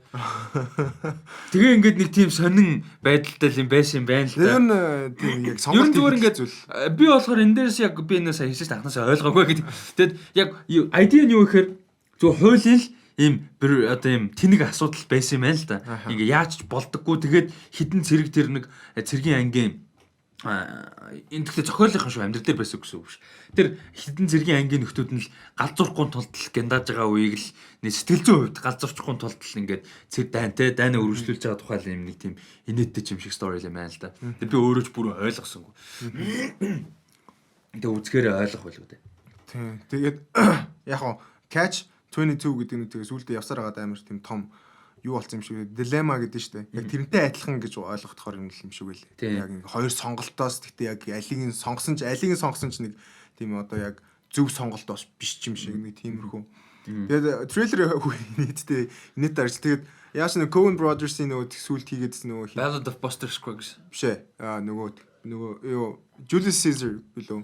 Hail Caesar гэх тэрнтэй амар адилхан өнгө төөнө нь яг өнгө нь нэг тиймэрхүү тэгээд ер нь л нэг тиймэрхүү төрлийн юм шиг амар тийг санагдсан. Тэгээд тэн дээр ч угаасаа George Clooney өөрөө гол дүртнүүдийн тэгээд бас тэнцэнс inspiration авсан байх магадлал байж магадгүй л гэж бодсон. Тэр бол амар хөгжилтэй шүү дээ. тийм инэддэг хэд бол хэцүү гэхдээ хөгжилтэй. За тэгээд цаашаа Obi-Wan Kenobi-тэй холбоотой мэдээгээр үргэлжлүүлье. Star Wars. Disney Plus дээр Obi-Wan Kenobi-гийн тухай 6 ангитай юу болвол цуврал богино хэмжээний цуврал хийгдэж байж магадгүй гэсэн бас шуум болвол яригдаж ирсэн байна. Тэгээд энэ мэдээний Star Wars News Net гэдэг сайт бол ерөнхийдөө нэлээд суур сайтай бодит мэдээлэл ерөнхийдөө тараадаг юм фэнүүдэд зориулсан вебсайт байдаг. Тэгээд тэнчнээс бол нэлээд мэдээлэл бол ямар ч байсан гарсан байна. Тэгээд бүр хэмжээний кино бол нэлээд удаан ярьж байсан. Одоо энэ нөгөө Star Wars Story гэдэг брэнд чинь нэг алхал нүүрэн дээрээ бүдрээ уучлаа шүү дээ. Соолоогоор тийм. Тэгээд ерөнхийдөө тэр брэндийн нэг хэсэг нь бол одоо тэр нөгөө хин байсан Boba Fett байсан. Нэг хэсэг нь бол одоо хин байсан Obi-Wan Kenobi байсан. Тэгээд ерөнхийдөө Star Wars Story гэдэг брэнд бол унчих шиг боллоо. Болчих шиг болсон. Тийм. Тэгээд тэрийг дагаад ерөнхийдөө Obi-Wan Kenobi-гийн story бол бүр хаягдчих шиг боллоо. Тэгээд харин зүгээр хаягхгүйгээр 6 эпизод ч юм уу цөөхөн одоо цагийн юу бол богино хэмжээний цуврал бол хийж магадгүй гэсэн юм бол яригдж байна. За тэгээд боломжтой. Disney Plus дээр бол аль болох олон төрлийн контент оруулж ижил мэдээж анхаа одоо үзэгчдийг subscriber-уудыг татах тийм зорилготойгоо дараа жилийн энэ жилийн одоо 19 оны намар одоо гарч эхэлнэ гэж нээлттэй хийнэ гэж бол яригдаад байгаа. Тэгэхээр Obi-Wan дээр чи ямар бодолтой байна? Evan McGregor ер нь гоё шүү дээ. Тийм. Би яг анх нөгөө stories гэж за солон дээр бол би нэг за окей гэж бодож байсан. Тэгээ Boba Fett хин гэхлээр амар. Яаж хахад нөгөө тхий Obi-Wan чи яг нөгөө тхий officially яг зарлагдаагүй. Яг хийн гэж бол зүгээр л яг дурддагдаад өнгөрөөл яваал гэсэн. Тэгээ Boba Fett-ийн оронд Obi-Wan-ыг яагаад хийж болохгүй юм болоо. Тэгээ яаж хахад нөгөө Evan McGregor яг одоо тоглох юм бол яг хөгшин Obi-Wan-д бол яг тохирохоор яг тэрнээс залуу арай залуухан тий. Гэхдээ яг залуугаас арай хөгшин. Яг дунд нь яг болчиходсон аахгүй. Тэгээд гараасаа гэж аим хүчээс тэгээд сая соло тэгээд байхгүй болсон. За энэ ч дамхарч байгаа шиг байна да гэж бодож ирсэн чинь яг хөө ийм бол яриа бол гараал байгаа юм байна. Тэгээд гаруул гоё байна. Тэгээд Evan McGregor өөрөө бас гол дүрдэн тоглоод бүр гоё байна. Тэгээд угаасаа Disney Plus угаасаа одоо ингээд Marvel-аар ч гэсэн жижиг одоо шоунууд бүгдийг ингээд хийх гээд одоо яригадаад байна. Бүр баталгаатай хийгдэж байгаа. Тэгээд Star Wars дээр тэгээд Mandalorian хоёр шоу байна. Mandalorian тэгээд юу лээ? Хин Cassian Andor. Тийм. Legolas уу? Тийм. Legolas натай. Тийм. Тэгээд энэ дэр нэмээд тэгээд Obi-Wan байхад тэгээд яг болчихж байгаа байхгүй. Тэгээд яг гоё хийгээл надад бол гоё л санагдсан. За тэгээд тэрнтэй холбогдуулаад өнгөрсөн 7 хоногт ярьлаа үгүй би одоо тэрийг мартчих. Эпизод 9 зураг авалтанд дууссан байна. Яа, гоё харагдчихлаа шүү дээ. Тэгээ манай гарын үсэн аймаг гоё. Тэр зураг айгу гоё харагдсан. Зүгээр л яг нөгөө нэг хин Oscar Isaac хин 3 тэрвэрлдэж байгаа зураг байсан л да. John Boyega манай Daisy Ridley гоё харагдчихлаа. Тийм, тэгээд зураг авалт маань бол ямар ч байсан дууссан. Тэгэхээр одоо editing монтаж тэгээд эвлүүлэг компьютер график нэлээд юм руугаа бол орж эхэлнэ гэсэн үг. Тэгээд ерөнхийдөө нэлээд яригдж байгаа юмнууд одоо Star Wars дээр нэг юмсан одоо өрсөлдөд ярих 4 сарын 12-нд Star Wars Celebration байгаа энэ жил. Тэгээд 4 сарын 12-нд Star Wars Celebration-оор ерөнхийдөө нэлээд 4 сарын 11-ээс 15-ны хооронд Чикагод болно. Тэгэхээр Star Wars Celebration дээр нэлээд юм яригдаад байгаа. Юу гэхээр Mandalorian-ы teaser ихний teaser бол гарах магадлал нэлээд өндөр гэж ярьж байгаа. Тэгээ дээрэс нь Obi-Wan Kenobi ч юм уу те Disney Plus-тай холбоотой ерөнхийдөө албан ёсны мэдээлэл зарлахаар бол бас Disney Star Wars Celebration дээр зарлаж магадгүй гэж яригдж байна. Дээрэс нь Cassian Andor одоо Diego Luna байгаа телевизийн цувралын одоо албан ёсны нэр ч юм уу, title, лого ч юм уу те. Эсвэл Cassian Andor одоо мань үний зураг ч юм уу те. Тиймэрхүү юмнууд ерөнхийдөө албан ёсны юмнууд зарлагдах байх гэж ерөнхийдөө яригадаад байгаа. Тэгэд episode 9-ийн бас трейлер гарч байна. Episode 9-ийн teaser тэгээд title бас title бид одоо хүртэл бид нар episode 9 л гээд байгаа шүү дээ. Тийм. Title бол гарч магадгүй гэж яригадаад байгаа. Тэгээ хэрвээ тэх юм бол 4 сар цус харах гээд байна. 4 сар ч бөөн байна. Episode 9-ийн title-ыг олж харчаад Game of Thrones үзээд End Game үзээд тэгтэг Game of Season 8 дууссан өдөр яах вэ? Ингээд Season 8-ийн episode 6 гараад үзээд ингээд дуусны дараа ингээд тэр өдөр ингээд тэр нөгөө типон ажил комент гэжтэй юу нэж явж ах шүү дээ. Жүжигчдийнх нь бичсэн Twitter мьютрүүд яваад ах шүү дээ. Ямар альны жүжигчтэй? Game of Thrones-ийн тэгсэн чинь баг л сэтгэл чинь хүрнэ. Тэгэл амар сэтгэл хөдлөхөр байсаа гэл нэг тийм юм бичсэн. Одоо тэгээ промо удахгүй эхэлнэ л да. Одоогоно нэг амар промо бол явахгүй л байна. Ер нь одоо удахгүй эхэлнэ. Одоо Оскар дуусаад промо явах гэж би бодож байна. Тийм промо хийснээс энэ нэг том ингээд яг ингээд нэг тийм албаар ингээд байгаа юм шиг. Одоо юу энд гейм ч гэсэн нэг тим юм байхгүй те ингээд. Тийм үгүй тийм байлаа. Тэгэхээр тэр хэцүү гэж. Би бол тэгтээ тэрийг зөв гэж бодоод. Тэртээ тэргүй фан бейс нь тодорхой. Бүр ингээд дэндүү тодорхой. Тийм учраас ингээд зодох ямар ч шаардлагагүй. А тэгтээ гараад эхэлж байгаа зоднолтоо нөгөө нэг массыг хүчлэхийн тулд. Тэгтээ ялангуяа Game of Thrones-ийн нөхцөлд бол зодох ямар ч шаардлагагүй байхгүй. Яг нь тийзер мэдээж гаргаад. Гэтэ зүгээр зодох ямар ч шаардлагагүй. Энд гейм бол бараг зүгээр чимээг өгж байгаа шууд зүгээр нээлтэж. Зүгээр нэг одоо нэг постэр гаргаад нөгөө нэг тийзер постэр бол гарсан ш. Гэтэ characterтай нэг постэр гаргаад тэр нь гэтэ нэг ганц танаас байдаг юм. Нэг цаваа дүр мөр байхгүй те. Тэгэнгүүтээ зүгээр шууд кино гарч. Угаасаа өөрсдөх нь ийм балер маркетинг нь яг бодлого үүшлээд бүр. Гэтэ яа ч юу тэгэл тийзер гарахаар манус үзэл сарван л да. Гэтэ зүгээр гарахгүй бол зүгээр. Ер нь бол хангалттай гоё. Гарахгүй хаад хангалттай гоё үз чинь. Тэгээ одоо 4 сард гэ боддоо та. Яа нэг тийзер гарцсан л да мэдээж тэрийг мартцсан ярьж чинь. Гэтэ зүгээр нэг бүтэн трейлер дахиж гарахгүй гэх те. Нэр өгч штэ. Манай хаан ширээний тоглоом хуудас дээр Game of Thrones-ыг өдөр болгон тоолж байгаа. Тэгээ одоо өнөөдөр ингээд 55 дахь өдөр болж байна уу? 55 өдөр үлдсэн үү? Тийм ба. Нөө шишээ тэр пост оруулаагүй юм ш. Нэр countdown гэдэг пост оруулах мартсан юм ш. Бурхан минь ёо.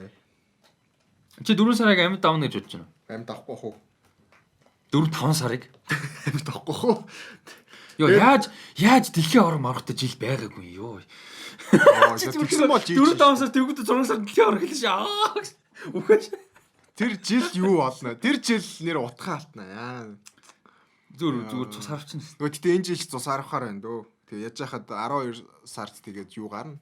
Эпизод 9 гарчин тэгээд. Йоо маа бурхан минь одоо. Өнөөдөр 54 өдөр болж байгаа юм байна. Тэгээ манай сонсогчдын хувьд бол 53 дахь өдөр болж байгаа юм байна.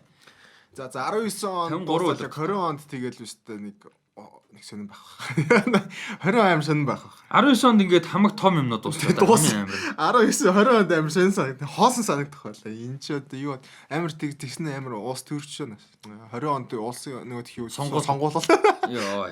За тэр мэрлүү бүү ор зүгээр. За Ryan Coogler Jesus was my homeboy гэдэг нэртэй кино продюсер хийж байгаа маань. Эндтэй энийгээд дахаар юу гүл юм байна. Яг энэ нэр нь ялч тийм жоохон сонирхолтой нэртэй. Кино нь болоод ерөөсөө энийгээд дахаар юмгүй юм байна. За.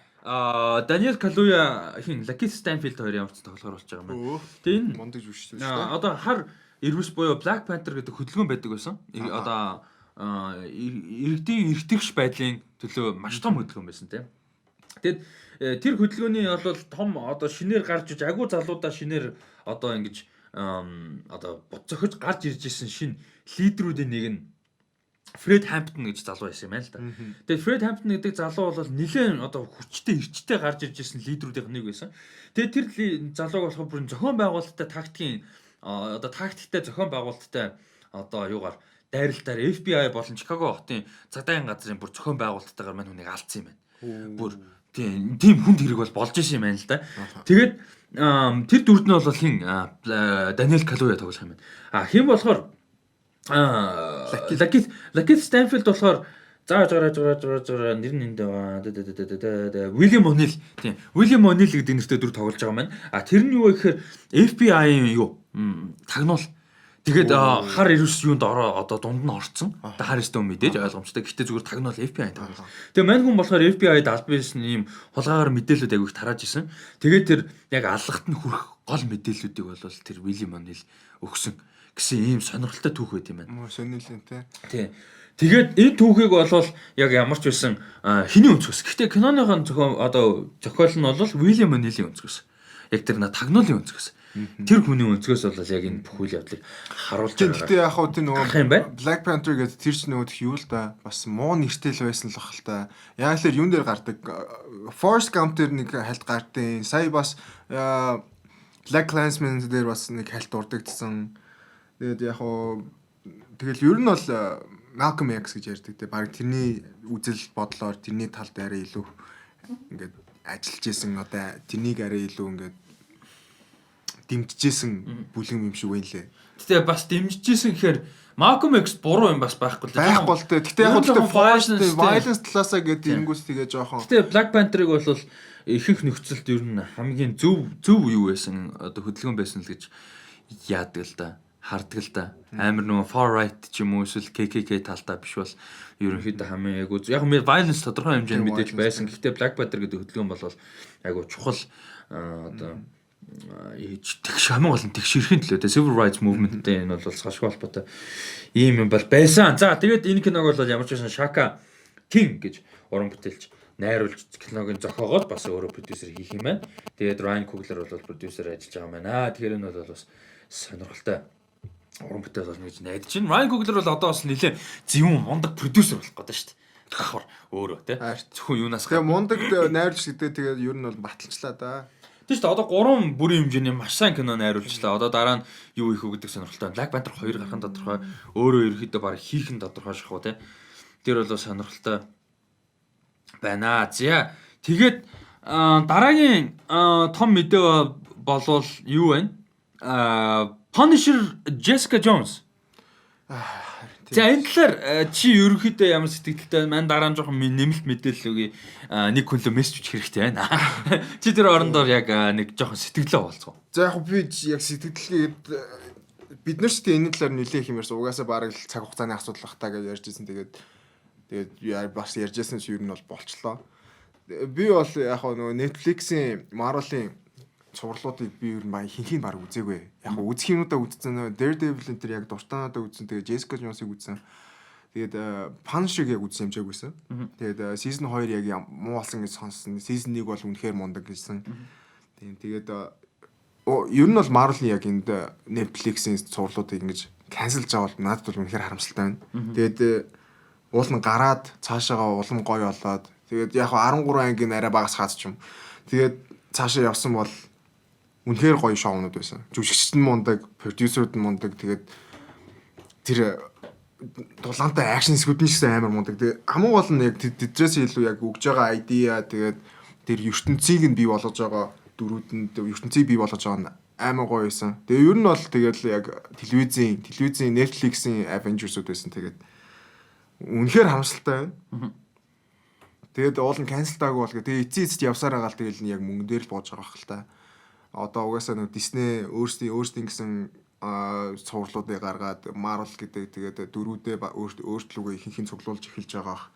Тэгээд ирэхлээр тэгээд угаасаа мөнгөн дээр үйл ойлголцол гарсан бэ гарч байгаа хэл гэж бодож чинь тэгээд угаасаа сүүлчсэн нилээн дуудаа нэг ярьсан.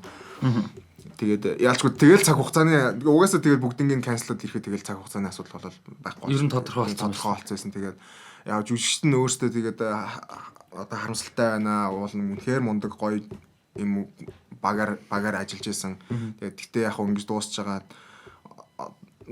дуусчлаа. Тэгээд бүгдэнд нь бид нартай хамт байсан, биднийг дэмжижсэн фануудаа бүгдэнд нь баярлаа гэдэг аюу Twitter дээр, Instagram дээр бичсэн юмсэн. Тэгээд хүмүүс тэрийг нолж уншсан байж магадгүй. Тэгээд надад бол хувьяасаа бол үнэхээр харамсалтай байна. Цааш үргэлжлүүлээд тэгээд бүр үнэхээр бүр цэг тавиад гоё дууссан бол надад бол үнэхээр гоё байх байсан. Тэгээд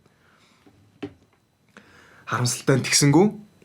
Тэгээд юуцэн гэхдээ яг ганц ингэчээс харж байгаа юм болохоор яг Disney Plus дээр яг одоо юунууд ямар цувралууд гарч эхлэх нөө. Тэгээд тэдний гоё байх нь үгүй юу гэдэг бас сонирхолтой байна л да. Тэгээд сонирхолтой юм нь болохоор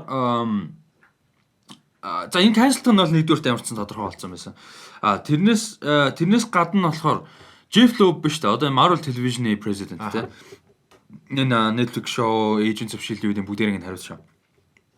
Jeff Loeb юутай гэрээтэй байгаа нь Hulu-тэй. 4 шоу болон 1 special гэсэн гэрээтэй юм.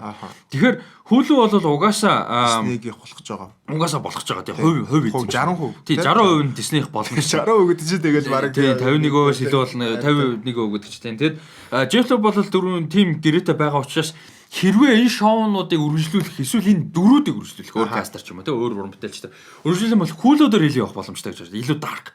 Яг тэр Disney Plus илүү family friendly, илүү гэр бүл, илүү хүүхэд рүү хандсан Frozen Motion те юу гэдэг.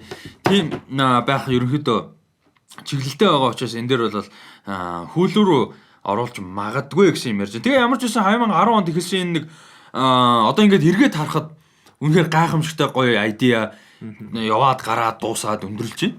Тэгээ cancelж байгаа нь харамсалтай ч гэсэн би бол сэтгэл ханамжтай одоо хангалуун байгаа.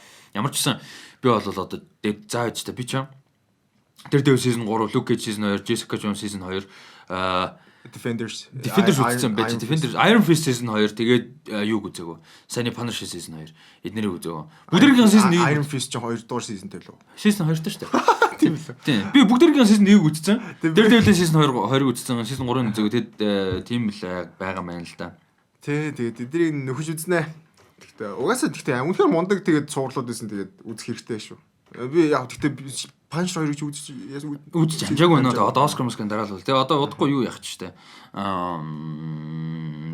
Jessica Jones season 2. Чи 3? Season 3 одоо удахгүй гарч байна. Тэгэхээр тэрэн дээр бол бас юу яах вэ? Дажгүй сайн болно гэж. Ингээд тэг кастигтай хамгийн гол нь гоё те. Йоо тэр каст үнэхээр. Тэг бас нэг харамсалтай юмнуудын нэг нь ингээд нүн гараас өмнө канселж байгаа нь тодорхойлж байгаа юм тийм. Үзэх сонирхлыг хүмүүст хамаагүй бага болгож байгаа гэж бодож байна. За тэгээ манай дараагийн мэдээ айгу гоё мэдээ байна. Гоё ч байх тий. Дажгүй мэдээ.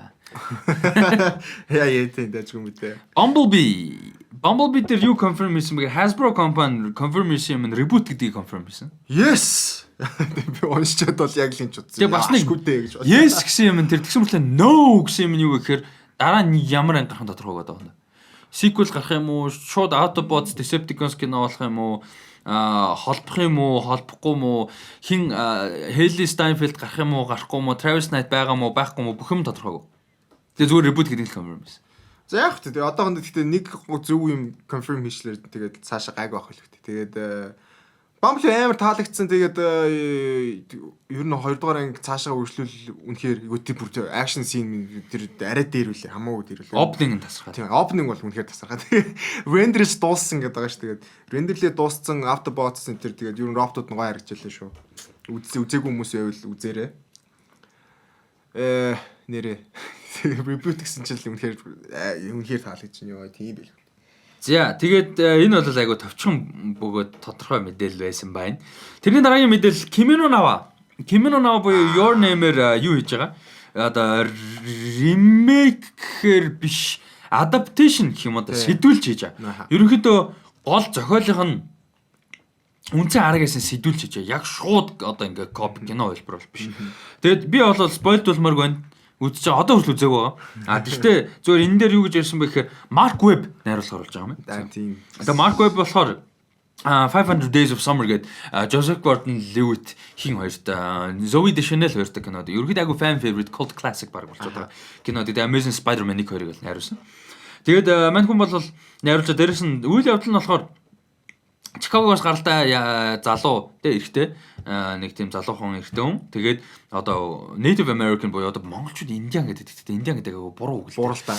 Одоо яг монголоор гэхдээ яг юу гэж нэрлэж байна одоо? Бид нэр Индиан өгсөн. Гэхдээ Индиан ч буруу гэдэг байгаа шүү дээ. Native American тий. Тэгээ одоо сууршил яг оригинал хүмүүс үндсэн одоо Америк үндэстэнгүүд тий. Тийм яг үндэстэн. Яг Индиан гэдэг нь болохоор нөгөө Колумбус очичоод нөгөө Индиануудтай андуураад Индиан гэсэн. Тэгээ тэр нь явсаа тэгээ монголчууд хүртэл яг Индиан гэдэг хэлээ сурцсан. Тийм. Тэгээд яг Indians like тэгэхээр энэтхэг хүмүүсийн чинь Индиан. Тэгэхээр Монгол болохоор энэтхэгчүүд Индиануудыг ялцдаг. Монгол ялцаад байгаа. Тэгээ өмнөх нь утга нь бол буруу болчиход байна. Тэгээд ямар ч байсан Native American юм эмэгтэй хүн. Эмэгтэй дүр тэгээд Чикагоос гаралтай юм эмэгтэй гэсэн хоёр. That makes sense. Би бол харин соёл моёлтой юм байд юм шиг үлээ. Би Kimi no Na үзэж байгаа болохоор ийм ямар ч байсан зохиолтойгоор дахиж хийхээр болсон юм байна. Тэгээд Makoto Shinkai бол яг оригинал найруулагч нь бол продюсерээр ажиллаж байгаа. Тэгээд дээрэс нь яг юуг бол хийсэн Kimi no Na-г хийсэн production нь бол бас энэ компани бол оролцоотой явж байгаа байна. Тэгэхээр ер нь бол бас Toho анимашн тий. Тэгээ Toho анимашн оролцоотой явж байгаа болохоор нэлээд контрол бас сайтай байх болоо. Тэгээ дэндүүд алихгүй ч юм уу. Дээрэс нь киноныхон зохиолыг яг screenplay-ийг Arrival-ing screenplay writer Eric Heiser бичиж байгаа юм байна. Тэгэхээр ерөөхдөө бүрэлдэхүүн бол нэлээд одоо кино руу хөрвүүлэхэд маш боломжийн аниме. Тийм үү? Тийм.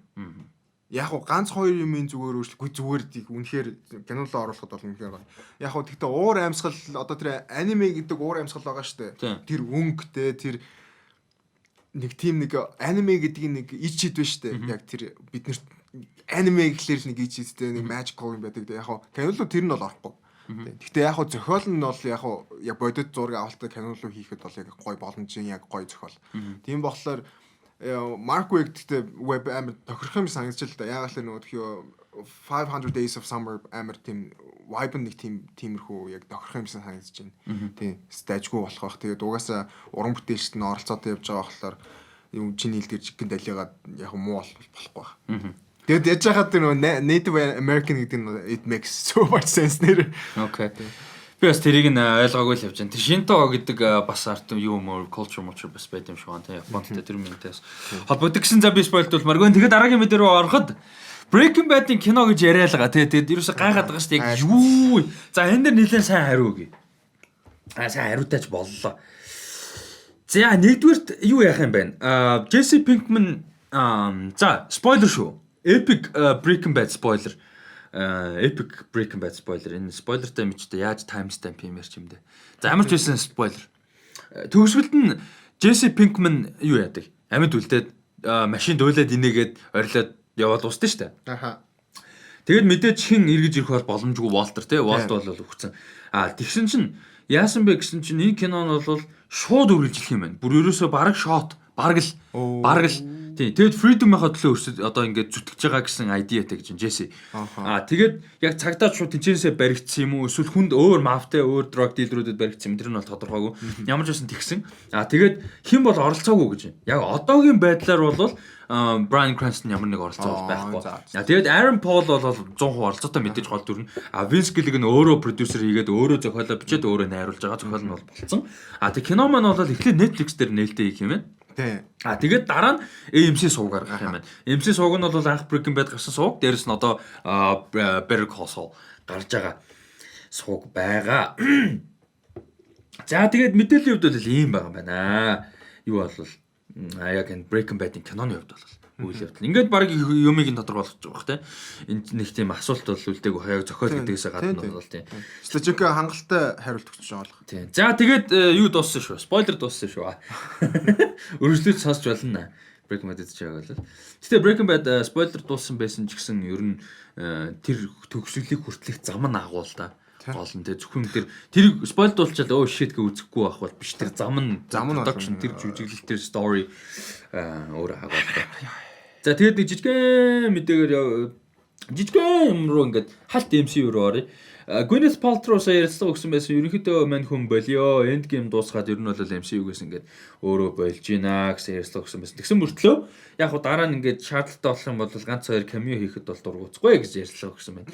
Тэгэхээр ерөнхийдөө мань хүн cameo болоод удаж байгаа шүү дээ. Cameo маягийн болоод тий. Тэгэхээр за энэ бол ингээд гэрээ угаасаа дууссан байх уу? Тий гэрээ Endgame-ээр дуусчлаагаа болоод яг л өөрөө гарч байгаа юм шиг юм ярьсан л байлээ. Тэгээд надад бол тэр нэг угаасаа Gwyneth Paltrow угаасаа таалагдах болоос бодож байна. Зүгээр. За тэрнээс амар гоё мэдээгээр үргэлжлүүлье.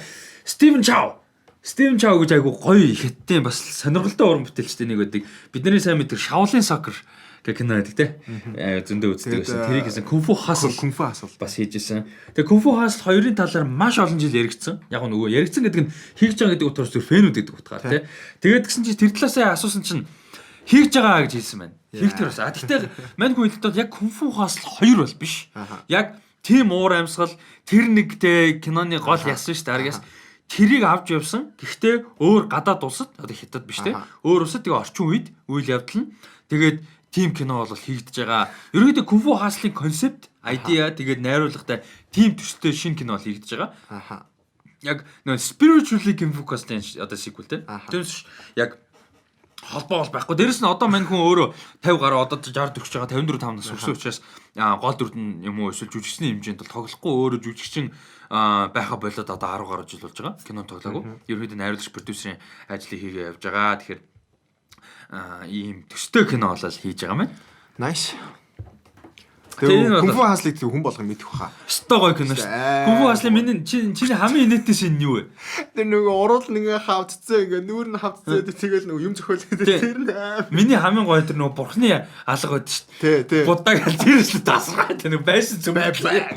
Нөгөө байшин цөмбөд цусдаг. Тэгээ нөгөө бүдүүн найз нь өдөн шүү. Нөгөө гутга шидэж чагаад шидсэн чинь байрлал шидэж шүү. Тэр тэгээ нөгөө нэг готлуудын дэвсдэг. Хөлнүүдийн бэст тэр тэр муухай тий. Ёо өстө татаад ихтэй. Тэр татаад. Бид нэг 24 40 махтад өссөн болно. 24-ийн талбай дээр яг хөлбөмбөг тоглож маглал. Яг шорон дээр хөлбөмбөг тоглолт л байсан шүү дээ. 5000 бөмбөг 5000 чичтэй тэр чи хийдэ 2000 цаг бас. Тэгээ амар үнэтэй. Тэр үчи яг нэг кунфу хаслах бишээ Shaolin Soccer макар гарч тэгэл талцганаал бид жагаар дээр өсөж өсөж хааж ийн гэл нөгөө дохоо гараа шалтлаа л тест тэгдэг л байсан. Тэгэхээр ямар ч байсан тэрний болол шин тим төрлийн кино болол хийх гэж байгаа байна гэж. Тэн дээр чи нөгөө юун дээр чин Shaolin нөгөө soccer юу лээ футбол soccer яг киноныхын нэр нь soccer гэдэг те. Тэрэн дээр нөгөө тэгэхээр Хуанжугийг тоглодог манай жүжигч байдаг шүү дээ. Нөгөө хин блэ дээ нэрийн би баян март. За тэгээд өнөөдрийн мэдээллүүдийн сүүлийнх болохоор Lord of the Rings-ийн телевизийн цуврал Prime дээр Amazon Prime-аар одоо гарах нь confirm хийгдсэн манайд мэдээлэл хүргэжсэн. Тэр $5 5 season хийж байгаа. Бурхан тэнгэр минь те. Тэгээд энэ бол prequel гэж ярьжсэн. Ерөнхийдөө залуу Aragorn-ыг үйл явдлыг дагна гэдэг мэдээлэл бол явж исэн. Тэгээд тэгсэн чинь Lotter on Prime гэдэг нэртэй Twitter хуудас нэгдсэн байгаа маань. Альбис тэрийг дагаарай гэж зөвлөмөр байна. Тэрэн дээр айгуу тийм нууцлаг учир битүүлэг юунууд бол гарч ирсэн байгаа маань. Twitter зургууд хоёр зураг твит хийсэн. Нэг нь болохоор ингээд яг одоо Middle Earth-ийн зураг, ямар ч тайлбаргүй зураг. Нөгөөт нь болохоор одоо тайлбар ороод ирсэн байгаа маань.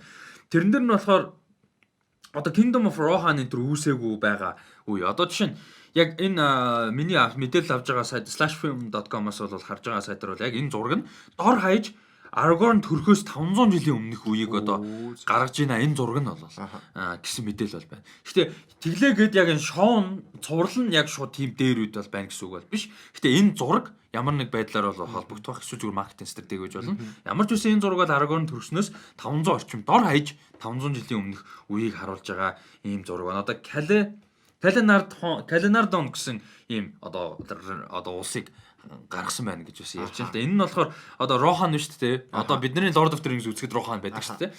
Rohan-ы өмнөх үе юм байна л да хүн төрлөختний. Зөв. Ийм бас тэгээ бас энэ High Elf-уудын бас ийм уус нь бол байгаа маань. Тэгээд тий 500 жил гэдэг чинь тэгээ Gondor Mondor тэгээ нөгөө том дайман болцсон л байх үе. Тэгээ Second Age гэж л та хоёр дахь үеийн яг дунд үеийг л харуулсан юм map байна гэж бол ярьж байна. Тэгээ энэ map дээр ерөнхийдөө map гэн энэ Twitter дээр нэлээд мэдээллүүд бол ирээдүйд явах follower айгу багтай юм бэлээ. Тэгж амар publicity юм хийг болохоор явандаа нэмэгдээ явчих واخ. Тэгэхээр дагаараа гэж хэлмээр. Өөртөө ч угаасаа promote хийхгүй л байгаа болох. Тийм одоогондоо хийхгүй. Lotter on Prime гэдэг нэртэй Twitter хайп байна. Тэгээд бэлэр залхуу гарууд наац. Lotter. Тэгээд энэ хүмүүс дагахад амархан байхгүй болохгүй л та Lord of the Rings on Amazon Prime гэлтэй шүү дээ. Lord of the Rings on Amazon Prime гэж юм дахгүй шүү дээ. Тэгэхээр ийм бол энэ нэг амар мэдээлэхээс илүү зүгээр нэг ийм Twitter байгаа маань дагаараа гэж хэлмээр байна. Тэгээд манай гой Game of Thrones амар том фэнүүд мэдээж байгаа. За ялангуяа манай Filmon одоо юу одоо гол editor хийдэг байсан манай график хийдэг байсан одон бол бүр god тий. Тэгээд тэр хоёрын манай юу үзэрэй гэж хэлсэн. Skywalker Productions гэдэг нэг хүн бол за одоо бараг хүн бол мэддэн дээ Skywalker. Тэрэн дээр Facebook, YouTube дээр н орсон байгаа нь Lord of the Rings-ийн түүх байгаа. Тэр хоёр их сайхан тэр бүр ингээд 100% өөртөө зураад анимейт хийгээд бүр ингээд voice over хийгээд story-г бичээд гаргасан амар гоё. Бүр гайхамшигтай хөдөлмөрсөн видеога тэрийг хэрвээ үзег бол үзээрэй гэж хэлмээр. Тэр бол гайхамшигтай видео. Тэрийг үзээрэй гэж хэлмээр байна. За тэгээд сүүлийн fan question-ээр дуусгая. Fan question-ээр нэг имэйл ирсэн байсан. Тэрнэр болохоос амин уу дараагийн подкаст It chapter 2 3 цаг үргэлжлүүлж магадгүй гэсэн тухай мэдээлэл байна. Тэр талыг ярилцаач гэсэн байна. Дахиад нэг асуулт байгаа. За It 3 цаг бол үргэлжлэхгүй бах. Яагаад тэгэхээр commercial кино учраас хичнээн R-rated том хэмжээний кино ч гэсэн 3 цаг үргэлжлэх байхгүй. Тэгээд кино зохиол маань өөрөө бол баг 1000 гаруй уудастай амар урт гэж ярьж исэн. Тэгээд насан туршийн хэсэг нь бол киноны бүр их хувийг эзэлдэг гэж бол яалтчгүй дурддагдж байсан. Тэгэхээр тэрийг бол яг хөө мэдээж зохиолоос нь гол ID-нуудыг наавал авах. Гэхдээ 3 цагийг нь бол хийхгүй байх. Гэхдээ 2 цаг орчим ч юм уу 2 цаг жоохон гарантай байхад бол нэг гайхан баг. Тийм. Тэгээ ер нь сүүлийн үеийн кинонууд ер нь тэгэл баг 2 цаг ер нь л хангалттай давдаг болчиход. Ялангуяа том кинонууд, фан сайтай кинонууд бол. Тэгээд ч угаасаа тэгээд 2 цаг үзээ сонирн биш санагдав. Яг хоо зарим нэг кинонууд нөгөө юунаас үргэлжилж байгаа одоо пейсингээс шалтгаалаад удаан ч юм шиг амар удаад байгаа ч юм санагдах кинонууд байдаг. Зарим нэг кинонууд болохоор 2 цаг нь амар хурд нүд ирмэх дууссан ч юм шиг бас кинонууд байдаг. Тэгээд ер нь бол кино яаж хийгдсэн юунаа тэрнээсээ л ер нь шалтгаална. Тэгээд каст ядж хахад гоё. Каст үнэхээр мөрөлдөлчтэн гоё. За тэр донд нөгөө миний хайртай нөгөө Bill Hader явж байгаа. Jessica Chastain тий. Гоё касттай болохоор гоё харагдаж байгаа. За тэгээд дараагийн асуулт нь Evangeline талаар Neon Genesis Evangeline-ийн талаар бас та нарын бодлыг сонсомоор байна. Тэгээд та нарын бодлыг сонсомоор амжилт гэсэн байна. За thanks асуулт ирсэн баярлалаа. Тэгээд чи үзчихсэн үү Neon Genesis? За би болохоор үзэн айгүй олон жил болоод одоо хүртэл үзээг байгаа. Гэтэ юуг нь би нөгөө юунууд нь үзсэн яг цувралыг нь бол үзэж байгаагүй. Яг оригинал цуврал нь бол. Гэтэ сүүлдээ нөгөө тэр чин 4-5 хэсэг болгоо баг кино болгоод гаргачлуу да. За тий нэг тийм цуврал кино маягаар болсон тий. Кино маягаар тэрийг нь үзсэн. Тэр нь болохоор арай шинэвчээр тэгээд өнгөн нь арай тод тийм байдаг. Тэгээд сонирхолтой. Би хамгийн анх гэхдээ яг үзэж байхдаа бол би ойлгодгүй байсан. Тэгээд сүүлд үзэхэд бол за одоо л баг ойлголоо. Айгу сонирхолтой сэдвүүд үзсэн. Сонирхолтой сэдвүүд үздэг нөгөө нэг зарим нэг дүр нь одоо клон хийгдсэн дүрүүдтэй. Тэгээд тэр одоо хүмүүс нь тэр клон болсон одоо тэгэл яах вэ? Одоо яг сэтгэл сан тэгэл одоо сүнс мүнстэй. Тэгээд нэг нь болохоор нөгөө тхүү бүр PTSD бас тийм дүр байдаг. Тэгээ бүр ингээд сүүлдээ ингээд айцаас болоод дахиж танд орч чадхаа болцсон дүрүүд. Тэгээ сүүл рүүгээ тэгээд үнэхээр мундаг болдог. Би тэгээд хамгийн гол нь сүүлд гарсан анги нь л үзэж чадаагүй байгаа. Тэгэхээр ер нь бол би ер нь бол 100% дуусгаагүй. Нэг 80 70% л үз. Тэгээд хүмүүс тэгээд яг бас үзээгүй хүмүүс ч юм уу нэг бол сонирхож байгаа хүмүүс байвал заавал үзээрэй. Is one of the best actually. Ялангуяа тэр оригинал цувралыг бүр мундаг гэдэг юм байна. Тэгээд шинэ тэр кино гарсан ч гэсэн амар гоё. Хамгийн гол нь бас амар мундаг зурагтай. Production маш сайтай. Тийм. Тэгээд заавч үзээрэй. Тэгээд бас үзээд өөрсдийнхөө бас сэтгэлдлийг бас хуваалцаарай. За, thanks. За тэгээд сая пост оруулсан байгаа 3000 лайктай болсон байна.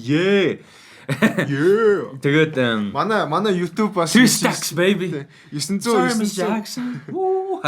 I am for real. Хүлээсэн нь. 900 subscribe ба. I apologize a trillion times. Ясгэнэ. Дууссан. Тэглэн дууссан. Ясгэнэ. Манай YouTube channel 900 subscribers давсан байлээ. Yeah. За тэгээ 3000 лайк гарсан байна. 900 subscriber давсан байна. Бүгдэнд нь баярлалаа. Сонсож байгаа хүмүүс бүгдэнд баярлалаа. Тэгээд сая тэрэндээ тааруулаад пост хийгээ доор нь далмаар нь шинэ подкаст дугаараа хийх чинь асуулт ярианы сэдвүүд бол үлдээцгээе гэдгсэн. За тэрэн дээр юу үлдээсэн байна харъя. Та класс кино үзсэн бол подкаст хийгээч гэж. За класс одоо юм байдлаар үзээгөө. Гэтэ Оскар гэдэг ойрон хугацаанд үзэх бах. Тэгээд 4-5 сараас өмнө 3 сар дамжуул үзэх бах.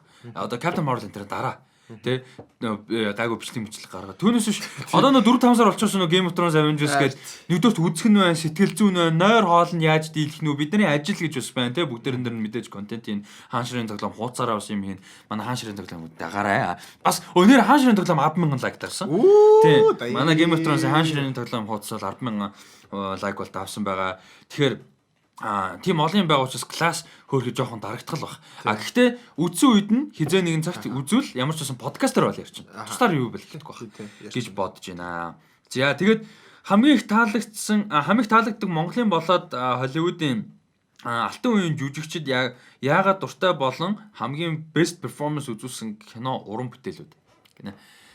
За чи бодож яах вэ? Би бол жүжигчин сувдгой гэж хэлмээр байна л да. Бүр гайхамшигтай бүр ингээд бараг үдсэн перформанс болгоно нь ингээд бүр ингээ captivating гэдэг шүү дээ. Ингээ тэр дүрднээ орж бүр ингээ дүрдээ орж жүжиглж байгаа мэддэг. Монголд ер нь тийм кино амар сул гэж ялангуяа миний гинэ. Одоо Манусын ер нь залуу үеийн ингээ орчин үед кино урлагийг ингээ шүүмжлээд байгаа гол юмнуудын нэг тэр үед гэдэг. Дүрдээ орно гэж байдгүй, дүр гэж байдгүй те. Тэгээд жүжигчин шууд бол бүр ингээ гайхамшигтай. Тэгээ гудамжинд хаяа ингээд энэ тэнд явж идэх байхгүй. Тэг ингээд нэг тийм классик. Ингээд нэх гой Монгол хүмүүс нэг тийм хөрх юм тэгээд манус ч хөшгөөр нэг тийм гой классик өгч чаддгүй шүү дээ. Тэгээд судгаа бол бүр ингээд бүр юм гой ингээд нэг тийм ингээд хаяа харагддаг шүү дээ. Энэ тэнд ингээд явж идэх тийм. Бүр ингээд амар гой классик. Тэгээд очоод би бүр ингээд галзуу орилж чи зураг авч санагдах. Тэгтээ бас ингээд нөө хөвш өндөр ч юм бас сандаргаад айгүй янз бүр л. Тэгээд ямар ч жүжигчин сувдгаа санагддаг. Тэгээд гой перформанс гэх юм бол юун дээр эби болт хоёр амар гоё идэг. Айгуу гоё идэг. Би одоо амар гэдэг үг ер нь чип дээр айгуу. Тэгээд айгуу би минийхээ яаж ч амар анзаарах юм аа. Би бас өөрийгөө ярьж байхдаа анзаараад байх юм тэгээд айгуу гэж бодох. Өөр үг орж ирэхгүй тэгээд айгуу гоё перформанс байдаг нөө Болин гэрээ. Тэр бол таалагддаг. Тэгээд Холливуудын алтан үеийн жүжигчдэр яг Golden Age-ийг яг үннийг хэлэх Golden Age-ийг үзээгүй. Айгу цөөхөн. За үдчихсэн гэхдээ маш цөөхөн кинонод. Яг толгоонд орж ирж болоо Audrey Hepburn. Тийм Audrey Hepburn ч юм уу Marilyn Monroe те. Тэгэл тэр тэгтээ яг үннийг хэлэхэд тэр үеийн кинонодос айгу баг үзчихсэн. Айгу баг үзсэн. Тийм тэгэхээр бас яг тэгтээ яг ганц бодож байгаагаа л хэлчих тэгээд Audrey Hepburn тэгээ ойлгомжтой болох. Тэгээд тэр нөгөө за марцчлаа нэр чиний Монгол кино гэх юм бол би өөрийнхөө нах зэгчийг дурдмаар байна. Нима гэж үсч юм байсан. Тэгээд бидний хамгийн сайн мэдхээр өглөө тэгээд өглөөгээ кино тоглож байсан. Тэгээд зөндөг кино би яг бүх киноных нэрийг санахгүй. Тэгээд танилуу нүүж явна гэдэг кино тоглож өглөө. Тэгээд юунд бидний хамгийн нүүдх одоо бид нэг Сүхбаатар гэхлээр нэг толгоонд нэг дүр буудсан шүү дээ. Яг кино тоглосон нөгөө жүжигчний дүр. Яг тэр хүний яг их нэрхэн дүр тоглосон бохгүй юу? Тэгээд янжмаа гэлөө дээ. Тэр дүртэн тоглосон. Тэгээд яг Сүхбаатар болон Сүхбаатар ихнэр гэхлээр яг манай яг нах зэгчийг амар төгсөөр хүмүүс боддог байх. Нима гэж үсч юм байсан. Тэгээд хүмүүсийг санаж ивэл хэлээрээ мэдчихэвэл. Тэгээд амар мундаг жүжигч юм байсан. Тэгээд багасаа тэгээд ялч нөгөө гарах болгонд нь нөгөө гээл ингээл манай ихчтэй гэж ярьсаргаа тэгээд амар хайртай тэгээд өөрөөсөө амар мундаг жүжигч юм байсан. Тэгээд яг хөө сүүлдээ тэгээд нөгөө дипломатч болоод амар олон улсуудаар яваад тэгээд ер нь кино урлагаас амар холцсон байсан. Би анзаа. Тийм тэгэл ер нь тим хүн байсан. Тэгээд надад бол яг хэлэх юм бол яг Нима гэд манай ихч байна. За надаа классик Golden Age гэсэн чинь амар гоё юу байна. Жүжигч юм байна шүү дээ. Юрий Никулин. Миний өстө жинхэнэ хайртай жүжигчтэй нэг. Тэгээ нөгөө Кавказд бас үйл явдлаж кино байна. Тэгээ Шүрикийн адал явдал гэж кино байна. За тэгээд цаашаа бас явуул мэдээж зөндөө байгаа. Юрий Никулин гэж өстө Ардын Баатар жинхэнээс орсон Ардын Баатар шүү дээ. Тийм. Бүр гайхамшигтай жүжигч юм байсан. Тэгээ Юрий Никулиныг би бүр ингээд дурдмаар санагдаад айгуу гоё зорилготой. Тэр нөгөө яад амар инээдгүй. Тэр нэг яад юм аа. Нөгөө гарандаа ингээд эрдэнэс нуугаад нөгөө саандгүй ингээл хаана явж байгаа ч үлээ унаад нөгөө гараа гимтэйгээд ч үлээ. Унахтаа өө новшгээс дэ хилчдэг ч үлээ. Тэгсэн чинь нөгөө хүмүүс нь яг тийм хүлээж байгаа л гаранд нь ингээл нөгөө юу хийжтэй. Бөө эрдэнэс хийгээд тэгээд яваачтай байх. Тэгээд нөгөө жинхнээсээ авах хэрэгтэйсэн хулгайч нь тэгээд биш бол таараа. Тэгээд тэр нь тэгээд амар нэт юм болд юм хөөцөлтэй. Тэр Кавказ төсөөлөл бүр тасархаа тий. Йоо. Тэр бүр мастерпис тий. Йоо бүр бисээ тасархаа датаас ингэх хоёрыг нийлээ татархаа гэж. Sorry. Чиний нөгөө нэг залгаад ирдэг чи намаагаа энэ за би сонсогчтой ингэж хэлээд над руу залгаж байгаа байхгүй. Залгаснаа утаснаас хөөе намаагаа ирээд авчаач. Яг ഇത് юу болсон вэ гэхээр би яг уцаар ингэж авахаас өмнө намайг ирээд авчих тэгээ манайгаа ирээд авчих гэдэг хоёр үг холдоод яг уцаар байна уу гэж тэгсэн чинь сандраал намаагаа тэгээ саяных яг тийм болчлоо тэгээд намаагаа ирээд авчих. Дасархаа датаасан гэдэг хоёр үг нь нийлээ татархаа болчлоо. Уушлаарай. Борис. Тэр Борис гэдэг дээр хүмүүс амар нэт байсан юм шиг лээ. Би гэхдээ хамгийн гол яаж толгонд орж ирсэн үг л тэр байсан юм. За Tommy Wiseau-ийн Room биш шүү. The Room шүү. Room гэхэр чи манай Brie Larson-ы амар гоё кино.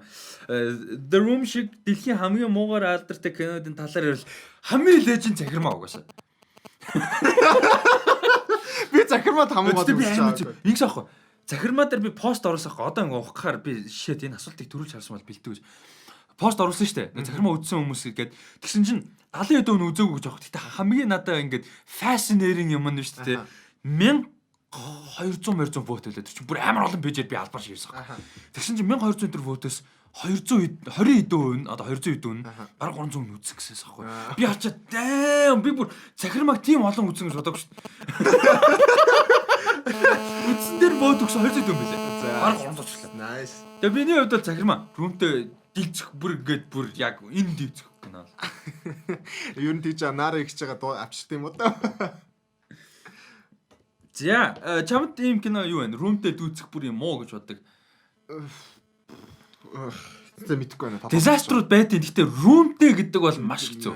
Тийм болохоор захирмаа байхгүй. Room гэдэг чинь тэгээд тэр чинь яг өөр юм тийм. The room чинь нэг тийм нэг өөр гэсэн левелтэй. Тийм өөр гэсэн левел. Яг өдөр болохоор нэг левел мөртлөө тэр чинь шиг бас биш. Гэхдээ тэр чинь юу байхгүй. Зөв албаар нэг тийм би кинонууд болохоор тэгээд окей тийм. Өөртөө ингэсэн нэг тийм нэг салбар байгаад байгаа байхгүй тийм. Яг The Room бол биш байхгүй. The Room бол яалтчгүй захирмаа. Нэр үнэлчихэд үзээгүй те. Захирмааг үзээгүй. Тэр хэвчээ. Fuck захирмааг үз. Би захирмааг үз ревю хиймээр байх юм. Гэхдээ би бүр захирмааг үзүр гаргамаар байна. Кинотеатр түрээсэлж байгаа. Хамаалга би мөнгөний гаргая. Нэр бүр классик байхгүй юу? Тэр ер нь cult classic болох хэрэгтэй. Гэтэ хамгийн амар нөө үзэх боломж хүмүүс байхгүй. IPTV юугаач байхгүй шүү дээ. Тийм болохоор ингээ mystery-ийн улам build up хийгээд байгаа байхгүй. Ингээ хүн болгоо ингээ fuck тэрийг үзчихсэн гэсэн юмтай байгаад байна. Би харин бас үзчихмээр л. За Captain Marvel дээр Endgame-ийн талаар юм гарах болов уу гэж. За гарах. Улаанцаа холбогдно гэсэн ID бол яригадаад байгаа. Тэг кинон холбогдохгүй маа гэхэд post credits нь тодорхой. За MCU Phase 4 expectations. За энэ дээр юу яа? Дараа 7 хоногийн дугаараар ерөөхдөө илүү яриа гэж бодчих. Яг тэгэхээр дараагийн 7 хоног болохоор X35 маань Oscar руу нэлээд явна.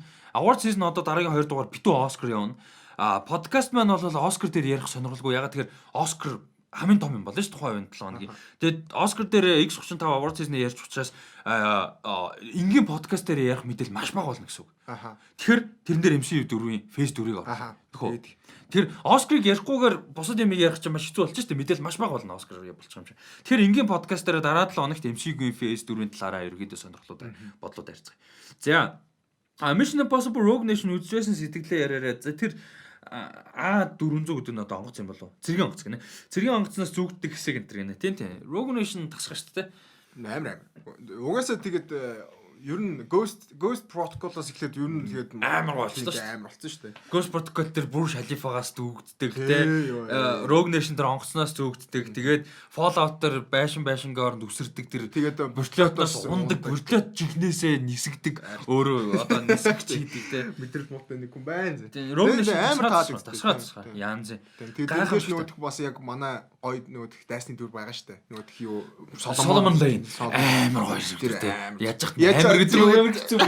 Үнээр гоё гоё эсрэг дээ. Тэгээд нэг сая сүүл нөө X35 харж хат амар гэдэг үг ялч байгаад л. Харин тийм ээ би яг өөрөө бас анзаараад үзэл амар. Хоёулаа амар гэдэг үг одоо ингэж хэлээд ш. Тэрнээс гадна чам дээр надаар анзаарсан юм чи хэлж байгаараа. Чам дээр анзаарсан чи яг нэг тийм бодолтойгоо зэрэг явдаг шүү. Ингээд ярьжсэн тэгээд гэд тэн ингээд ярьжсэн үйлбэр дундаа тэгээд гэд тэгдэм билээ. Тэгээд миний бодлоо чинь энэ тэнд явж чад тэгээд яг яриа дуусны дараа тэгээд орж ирнэ. Тэгээд орж ирнэ. Тэгдэм шиг. Гэтэ хэнийг бодвол ер нь айл нь Ryan Coogler бодвол гайг барьдаг бах тий. Ryan Coogler амар ядраад айгу хэцүү тий ингээд бүр ингээд бүр fucking talk already гэж хэлж байна. Тэг би тэрийг мэддэггүй чаа би сүүл нөгөө round table үзэл тэрийг анзаарсан. Ямар ядаргаатай би гэж бас. Тэг ингээд зүгээр ингээд айгу ингээд ярьчих төхөө гэж хэлмээр тэг ингээд айгу хэцүү. Тэр нэг бодолтой л айгу их баригдсан юм шиг байна. Нөө ярихаас илүү боддог гэж би болохоор бодож байгаа ярьдаг байхгүй. Бодож хат ингээд ярьж байхдаа бодож байгаа байхгүй. Ярьж байгаа процесс нь миний бодол нэдэг байхгүй. Мэдгүй би бол тэгэл яг за ингэж ярина тэгэж бодно. Даринт тэгэж боддогдоо тэгэл яг үг мөнгө холдог ч тийм баг. Яг бодож байгаа л за ингэж хэлэндэ гэж бодож хилэнгүүтэн бандмаар юм болдог ч. Тэгээд Борис нөгөө сайн юу лээ? Сайн юу лээ? Юу лээ? Сайн юу болчлоо? Татаасан юу ярьж нийлсэн штэ. Татаараа матаараа нэгдгүй сайн тэгээд сонсож байгаа хүмүүс мэдж байгаа. Нэг юм болцсон тэгээд тэр намаагаа ирээд ав мав гээд амар романтик л зүгээр. Тэгээд даадгүй ах мах гэж бас байна. Даадгүй ах гэдэг амар леженд байгаа. Тэрийг яг тэгж жагаад явандаа ярих бах. За тэгээд энүүгээр подкаст маань дуусчин 37 дахь дугаар маань дуусч байна. Datkog Instagram дээр Datko гэдэг дагараа, намайг Instagram дээр @rostyryan7 гэдэг байгаа дагараа. Facebook дээр Facebook дээр жоохон сонирхолтой чимээгүй өнгөрчлээ тийм. Чимээгүй хэсэг silence явсан нөгөө. Facebook дээр Chaptel-ийг дагцгаагаараа манай Filmoni page-ийг дагаараа Film одоогондоо итгэхгүй байгаа. Rusty Talks-ыг дагаараа Хаан Ширээний тоглоом хуудсыг дагаараа гэж хэлмээр тэрэн дээр өдөр болгон маш сонирхолтой постууд явж байгаа. Дээрээс нь манай Game of Thrones fan group-ийн админ Идэр сайхан идрээ пост оруулж байгаа. Dance of Dragons буюу Лууны бүжиг домгийн талаар зураг нийтлэл оруулаад явж байгаа. Тэгээд хідэн зурлыг нь мэдэхгүй байна. Өөрөө бол ямар ч өөрөө мэдээд оруулаад явж байгаа. Одоо 2 орцсон байгаа. 3 дахь нь өндөр орхны яах нь мэдгүй өөрөө мэдж байгаа цаачаа. Тэгээд айгуу гой нийтлэл явж байгаа тэрийг бас зорж орж одоо ухаж ч юм уу те. Уушаарай гэж хэлмээр байна. Тэгээд дараагийн дугааруудаар уулзцаа X35 нэвтрүүлэг дараагийн одоо энэ подкастын дараагийн award season podcast маш гоё болно. Одоо энэ хагасанд гарна. Одоо нөгөөдөр тийм сонсож байгаа хүмүүсийн нөгөөдөр гэсэн. Тэгэхээр Datko бид 3 бол биш Батамгалан Datko бид 3 бол prediction гарна. Яг үндсэн том категориуд дээр prediction award season дээр ярина. Бас бус мэдээллүүдтэй ярина. Тэгээд маш гой дугаар болох учраас award season podcast-ыг зорж сонсороо гэж хэлмээр. Тэгээд дараа 7 хоногийн X35 маань нэстэ гоё болгон тий. Ягаад тэгэхээр яг Оскар одоо нэгд өдөр Оскар маань болоод дуусна өдөртэй. Тэнгүүт нэгд өдөр бид нар зураг авалтаа хийдэг байгаа. Тэгэхээр яг л Оскар дууссан дээрээ шууд зураг авалтаа одоо бэлдээд хийх нь. Тэгэхээр маш сонирхолтой болох дараагийн бас X35 нэвтрүүлгийг маань үзээрэй гэж зөвлөмөр байна. Тэгээд үзэж байгаа хүмүүс маань чимээгүй үзээд бити өнгөрөөрөө болж өгвөл сэтгэлдээ манай X35 манай Rusty Talks хуудас дээр манай X35 нэвтрүүлгийн бүрийн ихээр YouTube дээр байнга орж байгаа тийм чи сэтгэлдүүдээ байнга хуваалцаарай. Яг тэгэхээр би яага бүгдэрийг хуваалцаарай гэж зөвлөд байгаа гэхээр бид нар нэвтрүүлгийн мэдээж спонсор авах хэрэгтэй, бид нар реклам авах хэрэгтэй. Дээрээс нь олон хүнд хүрж байгаа үгүйгээ бид нар ингээд одоо батлах хэрэгтэй тий. Дээрээс нь зөвхөн тэрэндээ биш дээрээс нь маш чухал яриа өрнүүлж байна гэдгийг бид нар харуулах хэрэгтэй. Дээрээс нь бид нар бас яриа өрнүүлмээр дээрээс нь тий бид нар та нартай яриулаа өрнүүлмээр хүмүүсийн санал бодлыг сонсомоор бас сонсомоор байна. Засаж залруулах юм байгаа. Ярилцах хүсэл зөндөө байгаа. Ярилцах сэдвүүд юу вэ? Хөндөх шаардлагатай одоо сэдвүүд бидэрт юу вэ? Тэ X35 нэвтрүүлэг бол Монголын кино урлаг руу илүү нэлээд гүнзгий орон сүйдээ одоо манус бараг одоо сэтгүүлч болох нь холгүй те. Нэлээд олон сэдв бодоод хөндөж явна. Тэгэхээр тэр тал руугаа сонирхолтой сэдв мэдээлэх хэрэгтэй юм юу вэ? Тэр бүхнийг хөндөж байгаараа гэж хэлмээр байна. Тэгээд дараагийн контентуудаар уулзцгаа баяр та. Баяр та.